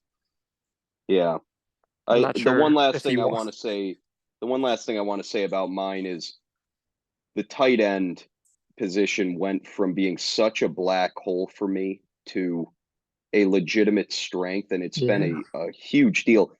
Actually, it's kind of been what's made up for the downturn in production Mm-hmm. from Herbert. Mm-hmm. Early on, Herbert was great. I had no tight end. lately Herbert's been meh, and my tight end has been as good as any in the league. And this week it was McBride. It's going to be tough to sit McBride down the stretch. But you got options because Hill's a good play too. Yeah, which is I saw something. I saw a tweet. He'll throw a touchdown pass. Taysom Hill since week 7 or 8 is averaging over 4 points per game more than Travis Kelce. Wow. What if he starts at quarterback? I mean, that would be amazing. I wish I could start him at my quarterback instead of my tight end in that world. Yeah, I would want to start him and McBride or him and Kincaid instead of Herbert. Yeah, I know. I forgot that you have Kincaid too. Yeah, I'm going to have some tough decisions for sure at tight end. But yeah, we'll talk about Andrew here. Big thing with Andrew, Nico Collins, he was incredible in this one. And he's going to be great now that Tank Dell is done. Mm-hmm. They do have those tough matchups. We talked about them with Stroud. So, you temper expectations a bit against the Jets. But yeah, in those Tennessee matchups, Nico Collins should be really just elite. And then, the rest of Andrew's team sucked, which is unfortunate. Amon-Ra St. Brown had his worst game of the season, 12.9. It's not terrible, but he only had 2 catches. He actually had a Cortland Sutton touchdown game. Yep. And Bijan was not great. That's Yeah. That'll be an interesting one moving forward. What do you do with Bijan? Because that's not a team that you want to be associated with. Their matchups are great. I wanted Bijan. I tried to get him. Andrew was just he had shut down shop for the year. Yeah. Understandably. But Robinson's got weeks 15 through 17, Carolina, Indianapolis, Chicago. Yeah. I wanted him. And they're competing. Atlanta's competing as well. Like they're going to want to play him, assuming that's what they think makes them competitive.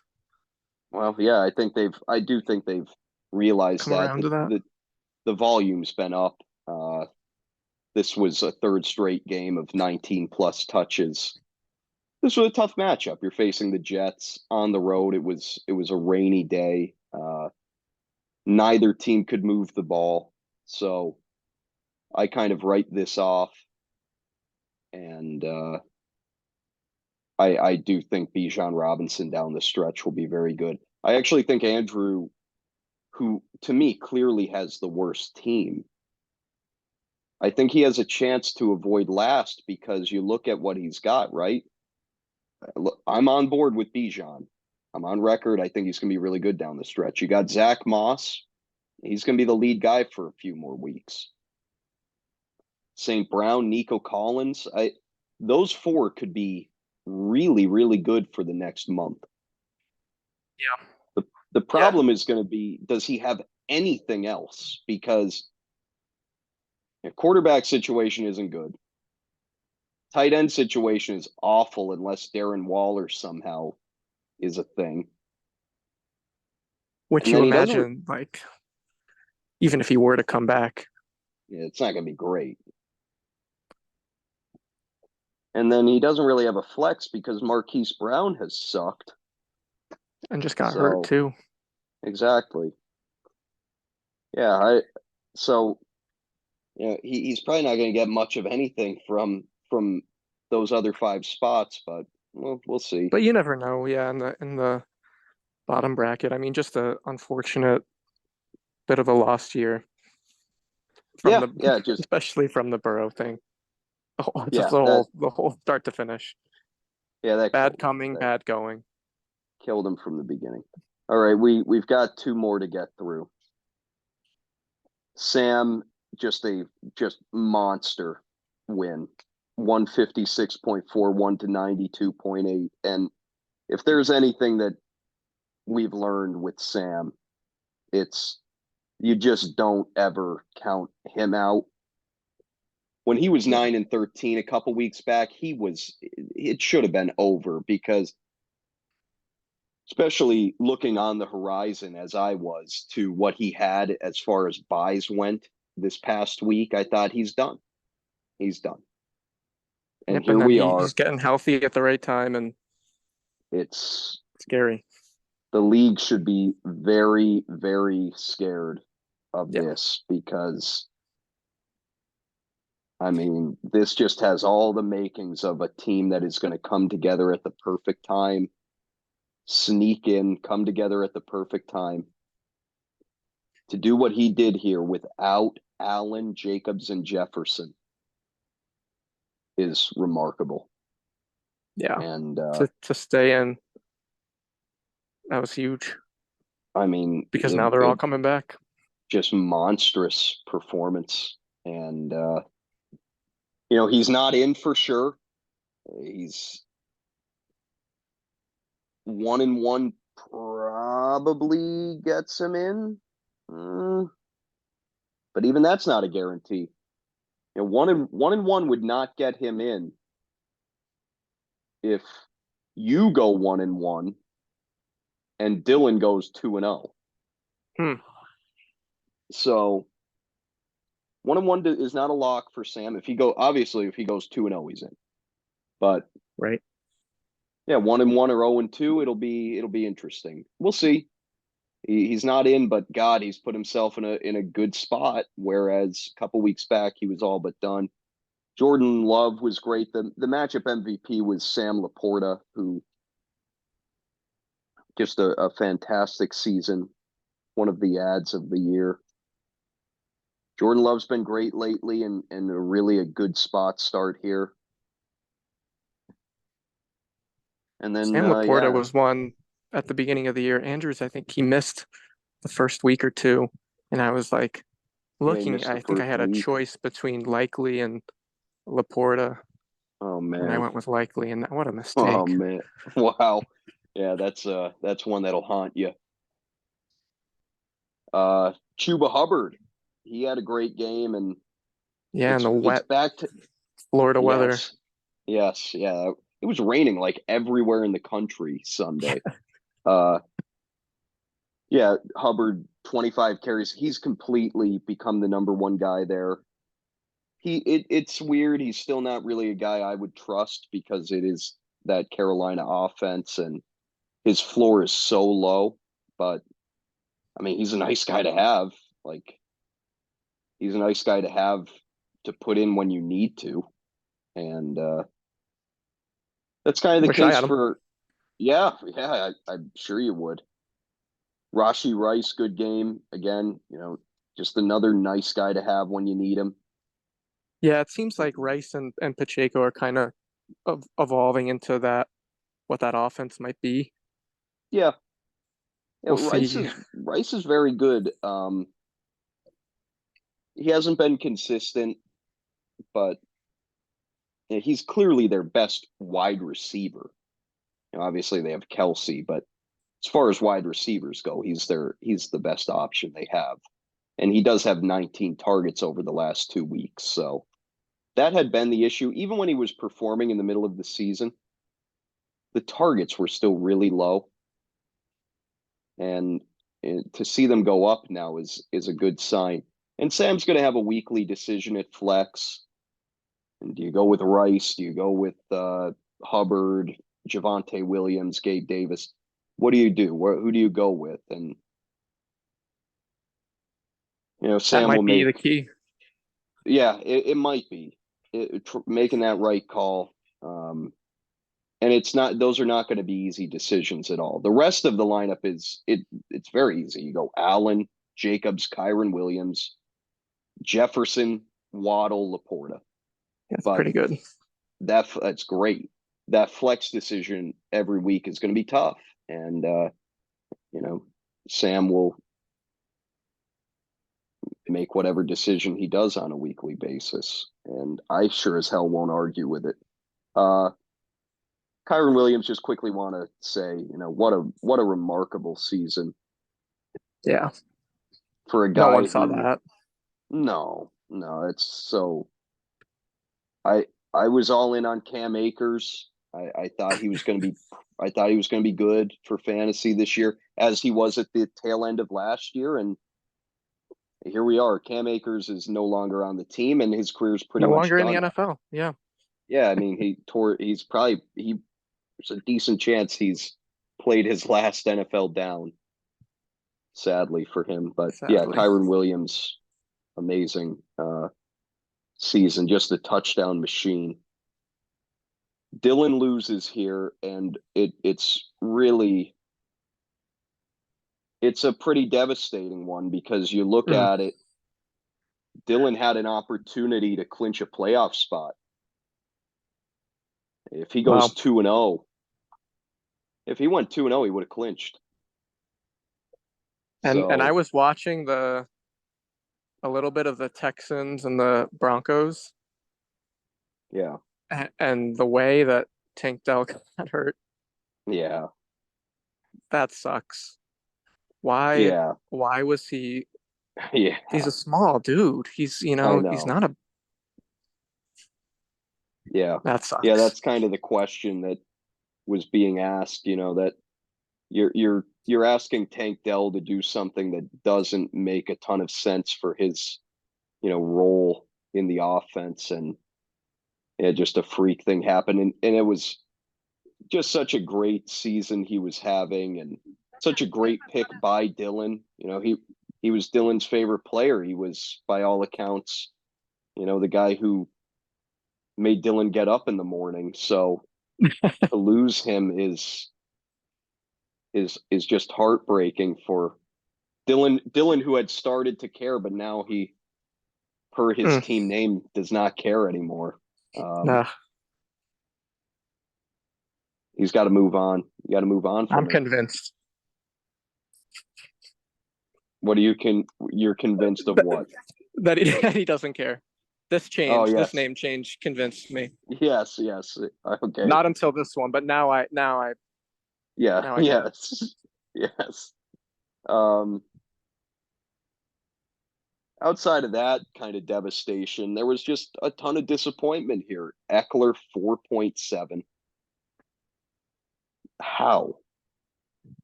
Like, how is I don't know what's happened to the pass catching. That's the weirdest part of it, but he's got problems. We already talked about him. Brian Robinson got injured as well. So Dylan lost two guys mid-game. It wasn't going to matter. Uh, I mean, maybe he could have won a second matchup, but he was, 30 points off from that too. So it probably didn't impact anything. It's just kind of it's more like an infuriating thing Mm-hmm. when that happens. Da, da, da, da. Patrick Mahomes, another just meh. Right. Guy I I've had last gone, year. and he was unreal for you, but yeah, I've spoken ad nauseum about Mahomes. He's got 22 touchdowns, Yeah. and this is a guy who's had in the high 30s, low 40s. He's got like a 50 touchdown season. It's wild. And again, just as I said with Herbert, when you have these quarterbacks who don't really have rushing as part of their repertoire, yeah, Mahomes, he runs for 25, 30 yards a game. Okay. But no rushing touchdowns. It's just not a big part of what he does. You And need them to, the quarterbacks this year, it's been interesting. Hurts and Allen certainly returned. The rest of the five that were drafted early, not really. And yeah, that's been Burrow, kind of a obviously. big Mahomes disappointing, Burrow devastating, Lamar Jackson extremely inconsistent, and then that next tier, Fields has had his issues. Mhm. Herbert's been inconsistent.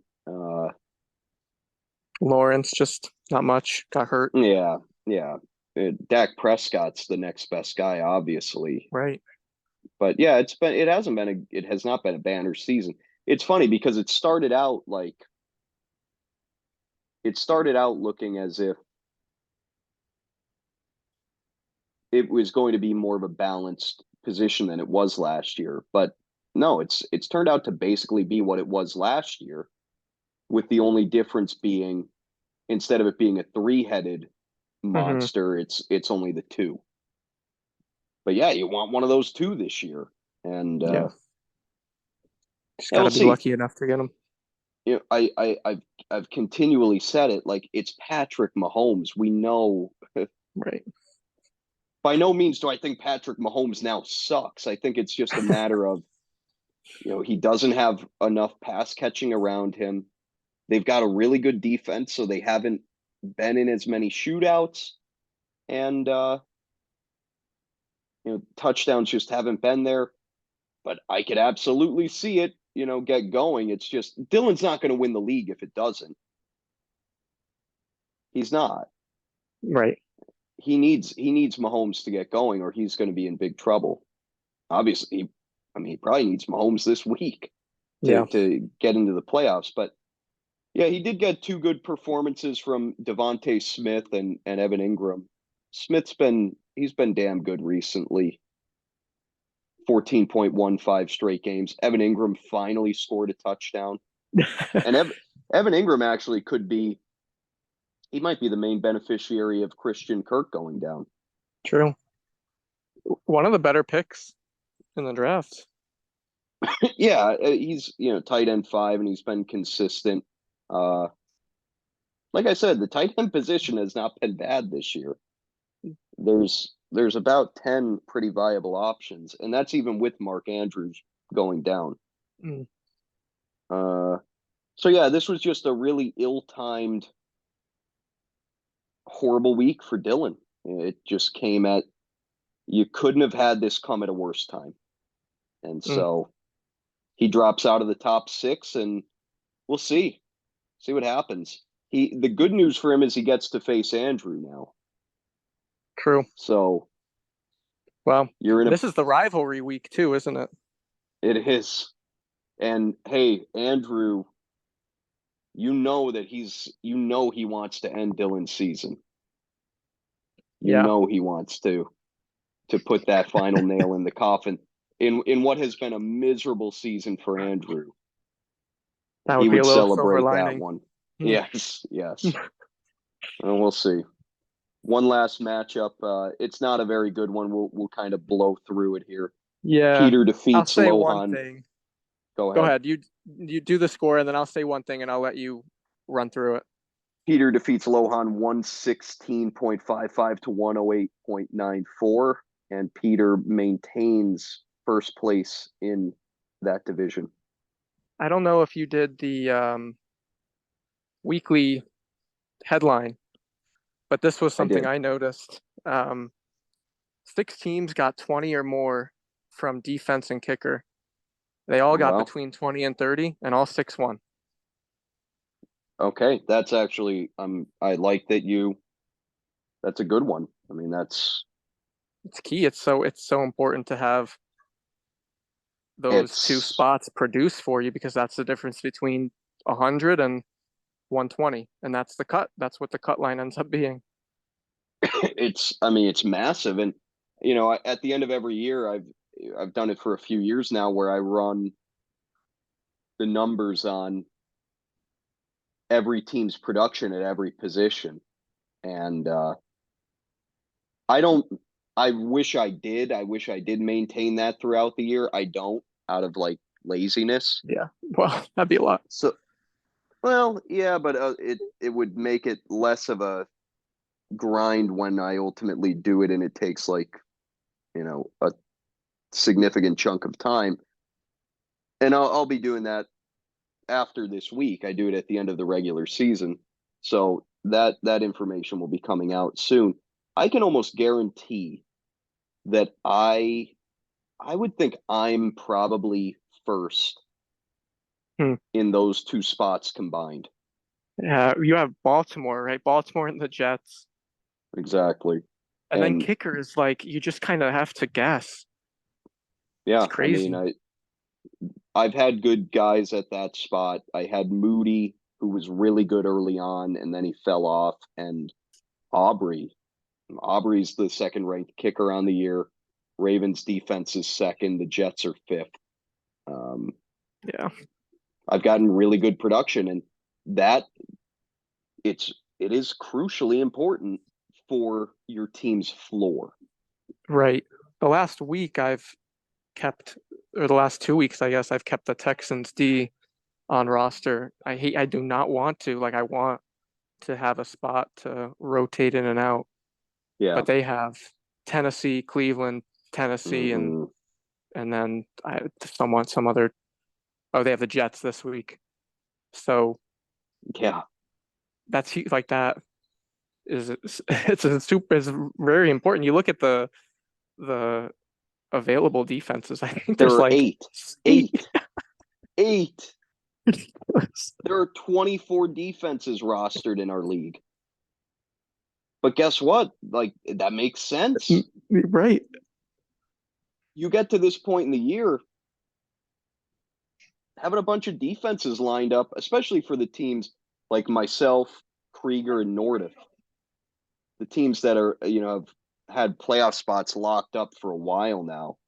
You can really look ahead and start saying, like, Because it's all right, not as much about having a great defense as it is. It's kind of a combo, but it's it more is. about, getting Joe Flacco to be thrown against your defense. Yes. In an ideal world, you have a great defense against a bad offense. Right. And that's what I've been sitting on the Jets for a long, long time. And it's because in weeks 16 and 17, they have I believe they have the Browns and Washington. Yeah. And I've been sitting on them for that. Yeah, that'll be And important. there were times over the last month and a half where, the Ravens and the Jets, I took a bit of a hit in a given week starting one of them. Like, I started the Jets against Buffalo once and they got -1. And it's because I'm just not dropping one of those two defenses. And Right. I could have It'll pay dropped off. the Jets and I could have picked up a better matchup for the week, but you gotta look at it in the long run.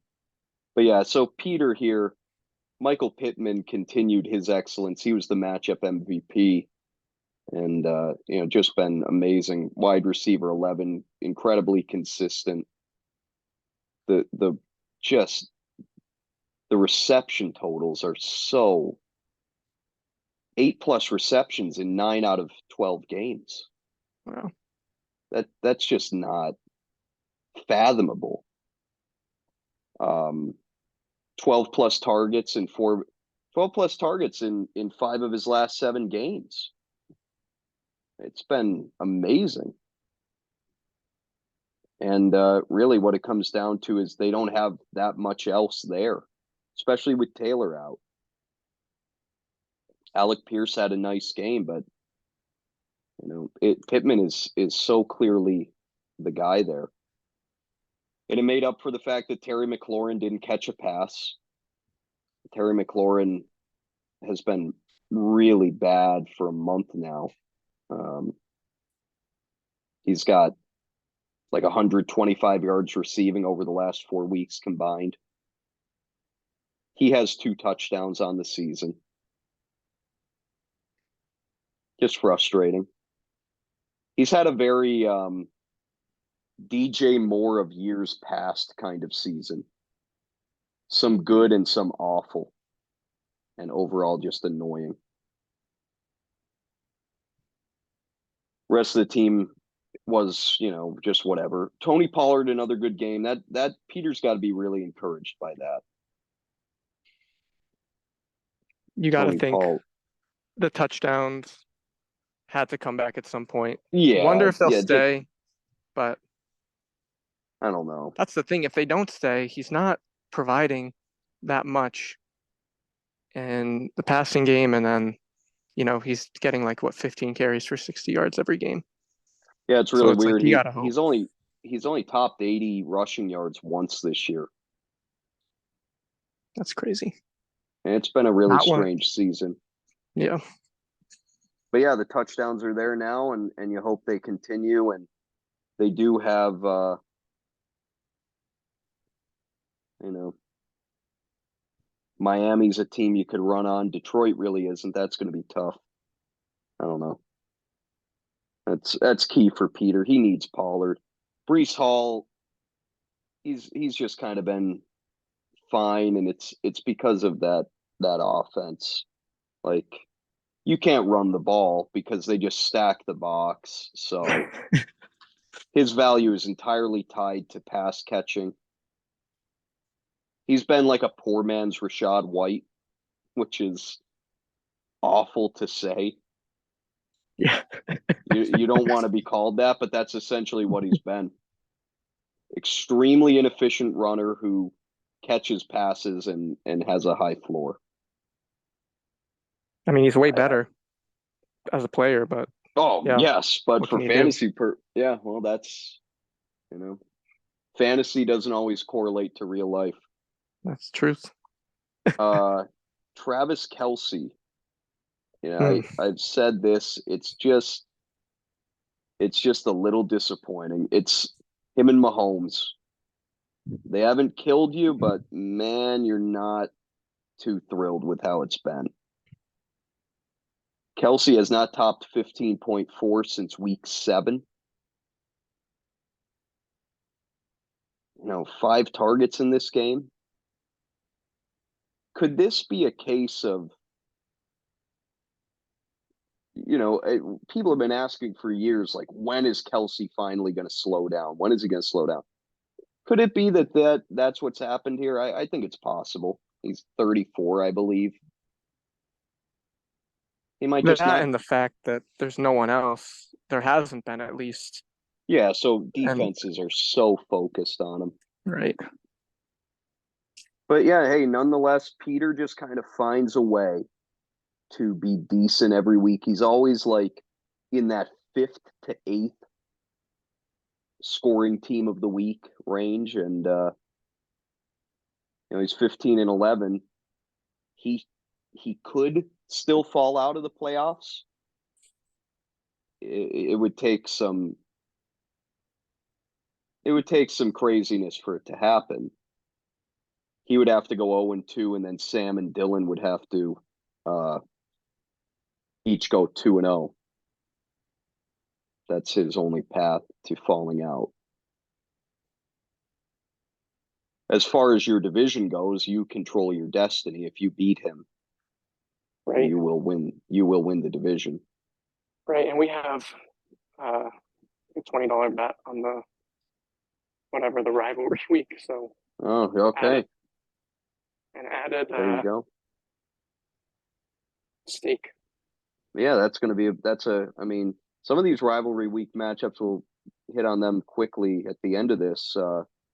They got some big implications. Lohan loses. He's not mathematically eliminated, but he is eliminated. He would need to go. Lohan's path to the playoffs is him going 2-0, Dylan and Sam each going 0-2, and Lohan scoring like 200 points. So I'd put that at about a 0.01, maybe even lower percent chance.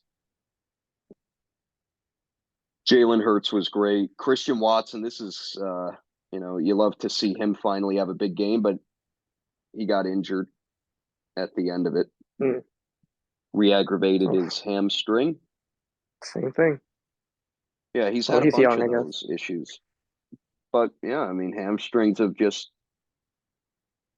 dating back to last year, it's been a thing for him. It sucks. James Conner, couple of touchdowns in his return to Pittsburgh. That was nice to see because he had been down for a few weeks. And then there's just nothing else to talk about here. And Jalen Warren has been bad the last couple times out. Calvin Ridley, this fucking guy. I said it last week. that I wouldn't be surprised if he went out and did nothing, and he went out and did nothing. However, he was very close to having a big game. He I think really I was. read this that he got a like it was a holding penalty that took back. There was like a BS kind of call that cost him a 50-yard reception. And then he had a couple of red zone targets that almost worked out. I mean, it was he nearly had a big game, and obviously, I mean, Lohan wins this matchup if he gets 9 more points from Ridley. And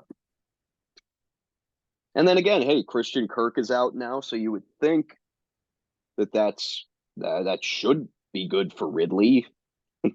Should be increased targets for him. This was just tough for Lohan with all the bye weeks. You know, you're without Bad Barkley, timing. Hawkinson, and Flowers. That's it's too bad. But Lohan's got a decent team. I think he's very similar to Collins' team, where just solid, but like never really great, and it just wasn't going to be enough. It wasn't going to be enough to move into that top group in the league. But he hung around, and he was competitive. So that's all you could ask for.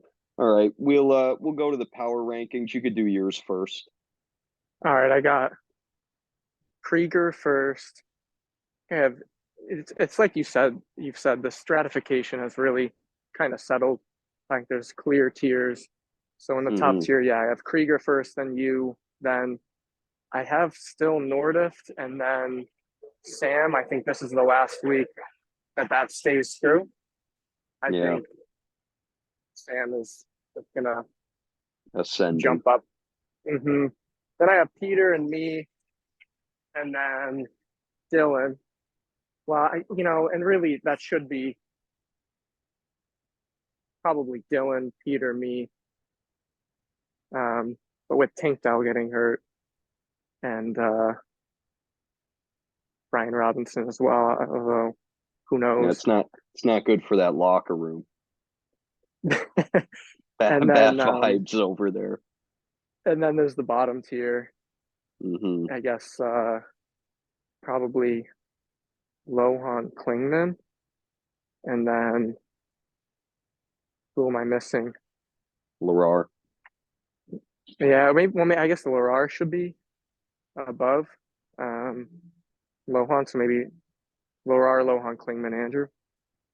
Maybe Klingman above Lohan. Horvath as well. Horvath is above Andrew. Yeah. So that's what I'll go with. Yeah, we're very similar. I still have Krieger, then Nordiff, me, and with Nordiff, it's his season-long metrics are still pretty damn good. And I do still believe in that team. Sam is fourth, but you're right. Like you could make a legitimate argument that Sam's got the best team. Yeah. And I think for sure that top 4 is kind of in a class of its own. But Dylan's close. Dylan's team at its best is really damn good. Right. And it's about with Dylan, it's all about getting Eckler and Mahomes right, and we'll see. Dylan is 5th, and then I've got you 6 and Peter 7. Lerar 8, Lohan 9, Colin is 10, and then Horvath Andrew.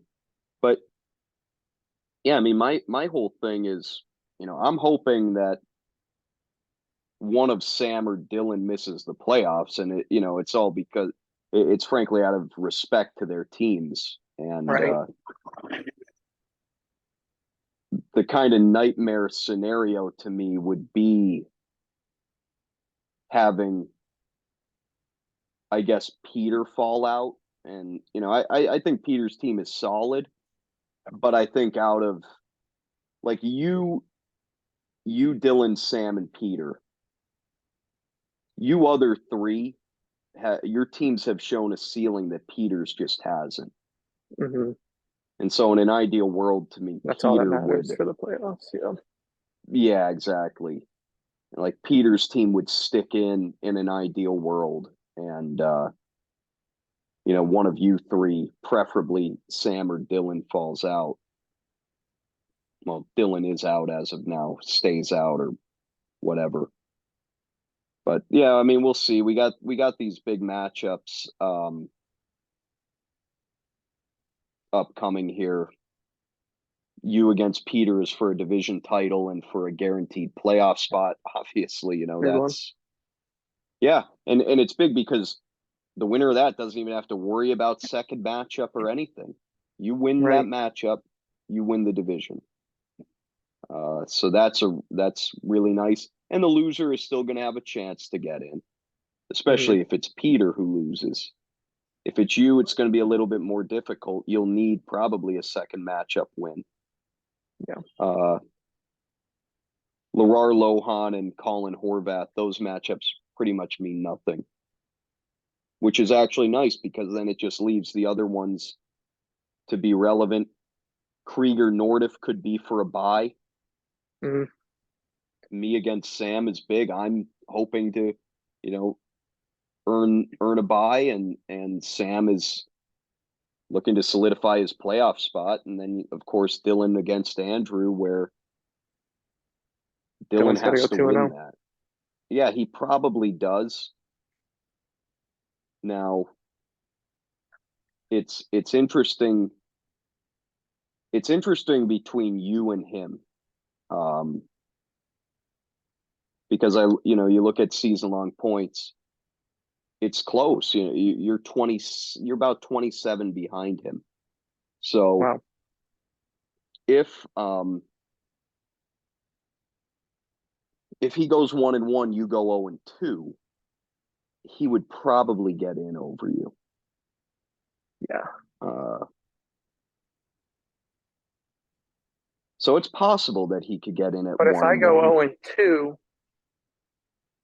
Peter's in, and then it's up to Sam, right? Yeah, and Sam has Dylan by over 50 in season long points. So So that's Sam would also have to go 0-2, or yeah. Realistically, Dylan's probably got to do a game better than Sam to jump him, because you can't bank on outscoring somebody by 55 points. It could right, happen. right, Dylan could score 160, Sam scores 105 or something. It's not impossible, but you don't want to bank on that, especially with Sam's team where it's at right now. So yeah, realistically, you'd be looking at, if you're Dylan, you probably got to go 2-0.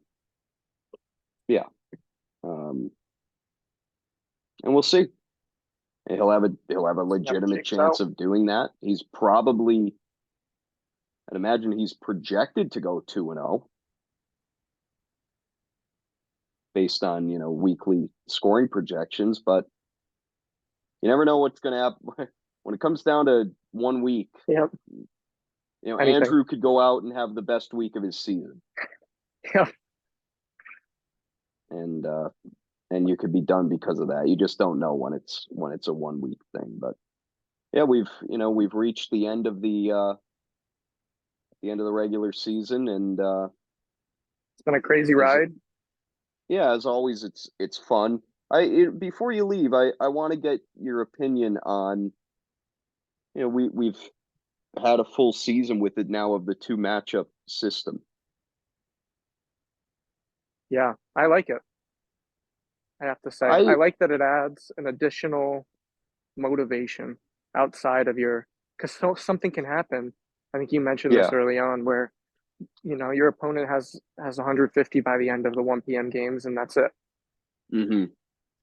But the 2 matchups at least adds a second thing to root for and to pay attention to, a new element. I've gotten largely good feedback on it, even from people who were against it. Mm-hmm. And I think it has been a good thing. I've said it before. I don't think it's perfect, because I think No. there are some kind of ridiculous things that have happened. Lohan has actually gotten screwed a couple of times,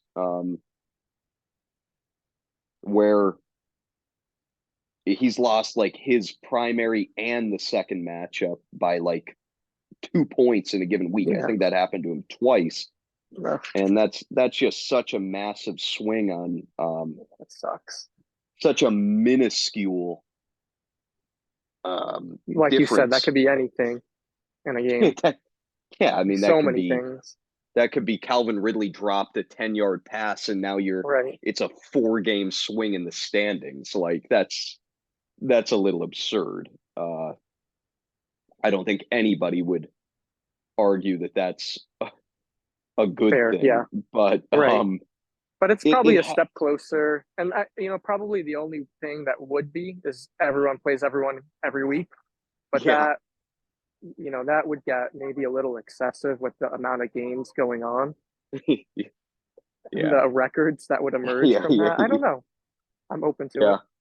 Record if everyone played everyone every week has long been incredibly reflective of where everyone actually Strength, right? stands, because it's just such a consistency metric, season Yeah. long points. And this is actually why I wanted to do away with the points scored 6 seed.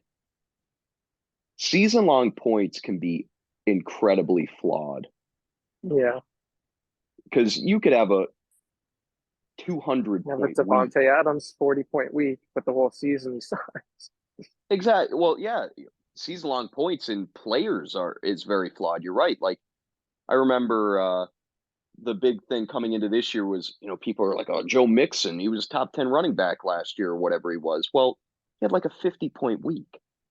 Yeah. And outside of that, you take that away, he was like RB 25 the rest of the year, which is more representative of who he Right. actually was.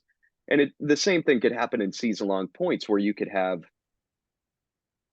2 massive weeks, or you could have 2 horrendous weeks where you score like 75 because maybe your whole team was out and on bye for 2 weeks.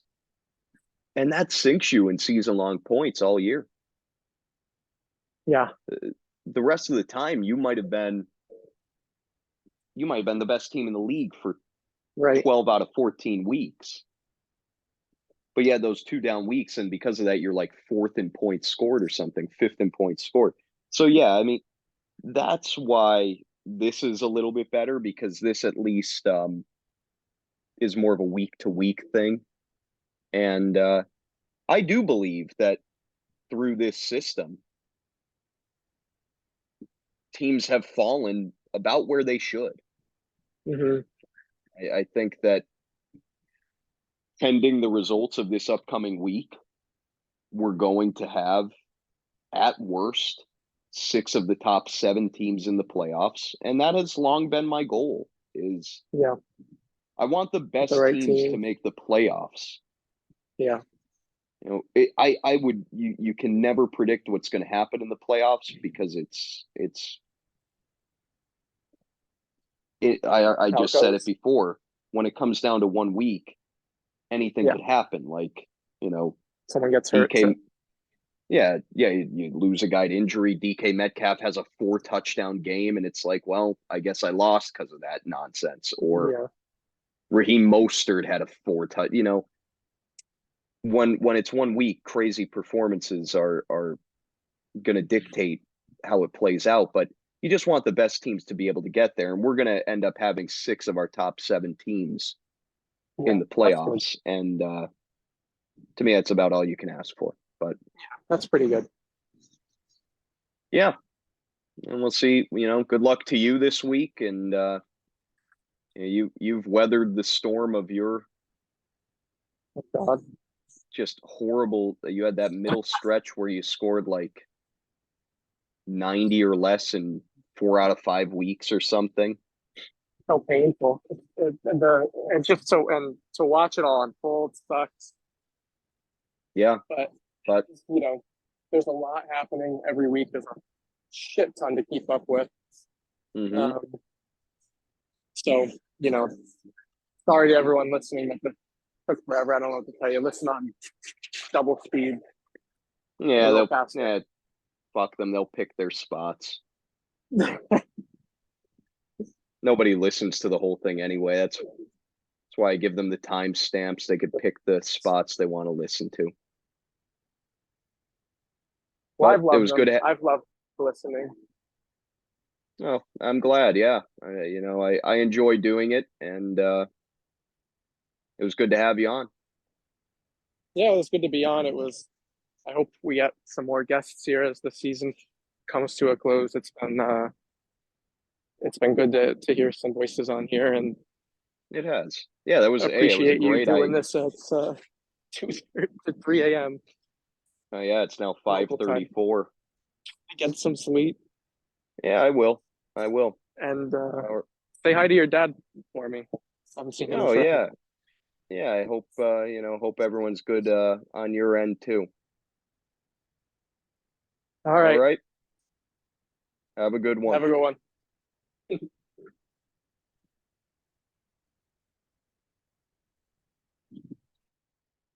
All right, that's going to wrap it up for us here. Obviously, this was, incredibly long, over 2 hours, and like I said, not going to apologize for it. Pick your spots that you want to listen to. Could be 0 seconds of this. That's fine. Could be, if you're a really sick human being, maybe you listen to the whole thing. I've never listened to the whole thing of this. Why would I? I don't need to hear myself speak. I already listened to enough of my own inner dialogue with myself throughout each day, the voices in my head. All right, yeah. So this thing's going to take probably like 2 hours to load, and I'll get it sent out to you. Hey, last week of the regular season. See how it shakes out. Good luck to the teams that are still alive, and I'm very excited to see how it all plays out. Goodbye. Not forever. Goodbye for a week.